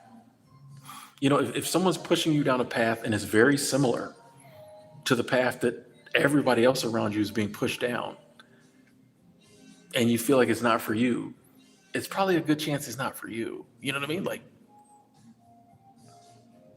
you know what I mean? Like we're all different. We're all unique. Why would all of us need to follow the same life blueprint? You know what I mean? Spinning wheel, what up?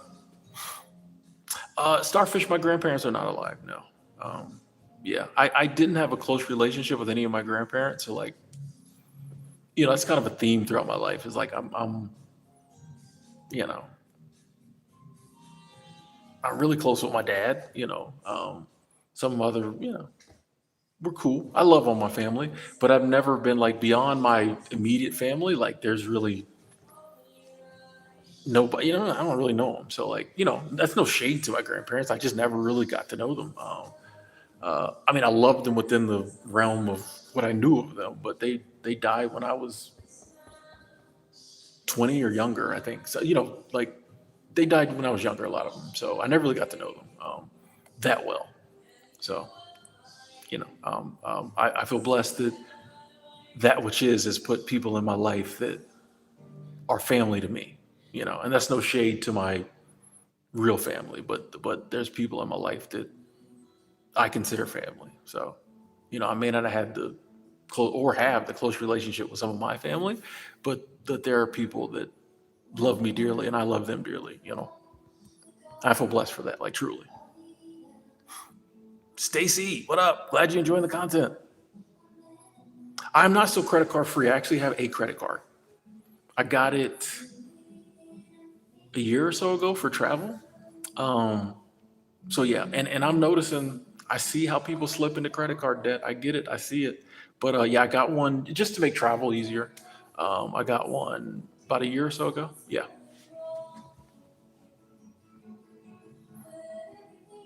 Do I know my attachment style? I'll be honest, 745, I think that's one of those things people come up with, and then other people think, oh, I need to figure mine out. I honestly have never thought, what's my attachment style? So, you know, yeah, Gabriel, I feel like yeah, exactly. I feel like I'm at my parents' house trying to find some privacy.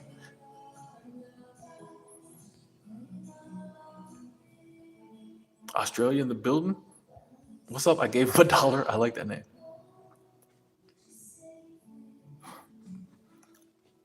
Victor, I'm with you. Like, I can look back and, yeah, I missed some opportunities because of the way I was living. I lost some friendships. I lost some dating opportunities, but that just comes with it. You know what I mean? Like, I don't ruminate on those things. You know what I mean? Like, I spend very little time thinking about the lost opportunities. It's all about the opportunities I did have and the opportunities I'm going to have. I can look back and be like, yeah, that girl Nancy was a keeper, and I wish I hadn't messed that up. I don't even want to say I wish I hadn't messed that up. It's like, yeah, like she might have been one. Um, but like it is what it is. Like, I was a crazy drunk, and so she said it ain't gonna happen. Like I just don't spend time dwelling on missed opportunity. Like, why? There's so many opportunities in front of me. I got another 40, 50 years to live. I want to focus on getting the opportunities now. Like, I'm good on those. Like I said, I had fun. I chalk it up to that. I was doing what I wanted to do. I had fun. There's no need to like, oh, what like, and that's the thing too. Like, I like my life now, so I don't really need to focus on what if I'd done things differently, because I like my life now. Like, I'm good now. Maybe if that wasn't true, I might be like, man, if only I. But I'm like, if I got up with her, I'd probably have kids. I definitely would have kids now. So you know what I mean? Like, I just look at it that way. Like, if I'm good now, I don't have to think about what I missed out on in the past. Like, I was doing what I wanted to do. Once again, it comes back to that.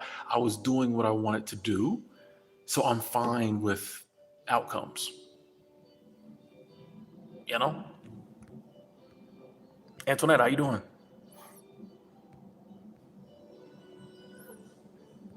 I know the song "Time of Your Life." That's a good song. Raging for a decade. We was outside, man. We was outside. I had a good run. I had a good run. Early 20s to like mid 30s. I had a good run, man. We was, you know, it almost feels like a different lifetime.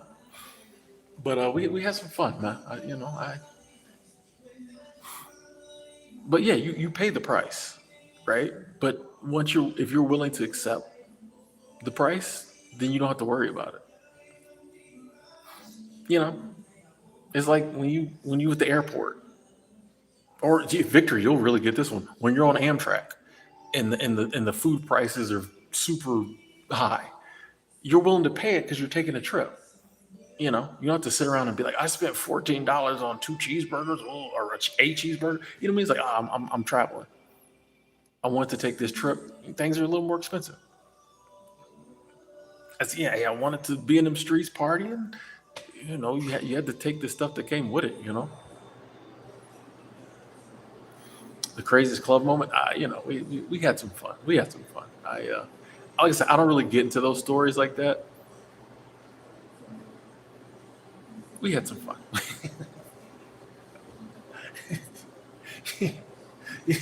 You think of the craziest stuff you can do in the club. We probably was getting to it. So we had a lot of fun, man.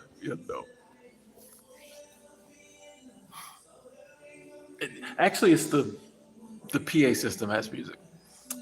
Anyway, ladies and gentlemen, I think I am going to jump off, just because of the circumstances of the situation. Not to mention that music is probably going to get the stream flagged. Um, but yeah, it's been 2 hours. I forgot a good friend of mine said he'd call me today, so I'm going to jump off. Um, Glad I could jump back out. See y'all, talk to y'all. We're back. Okay, give me a week or two. Work through some things. We're back. Hopefully, Roof Boy will be gone. But you know me. No matter what it takes, we're gonna stream. So, like I said, I rented this co-working space just to do YouTube stuff. So we're gonna make it work. But thank y'all so much for tuning in. Big shout out to Angela, world's best moderator. Big huge shout out to the Super Chat Squad. The Freedom Funders came through heavy. Thank y'all so much. All the new people, the usual suspects, the lurkers, everybody out there. Thank y'all so much for tuning in. It feels amazing to just be able to come back and stream, and hundreds of people show up and we have a good time. So thank y'all for that. I love y'all. Have an amazing evening, amazing morning, day, wherever you're at in the world. I love y'all. We'll talk again soon. Thank you.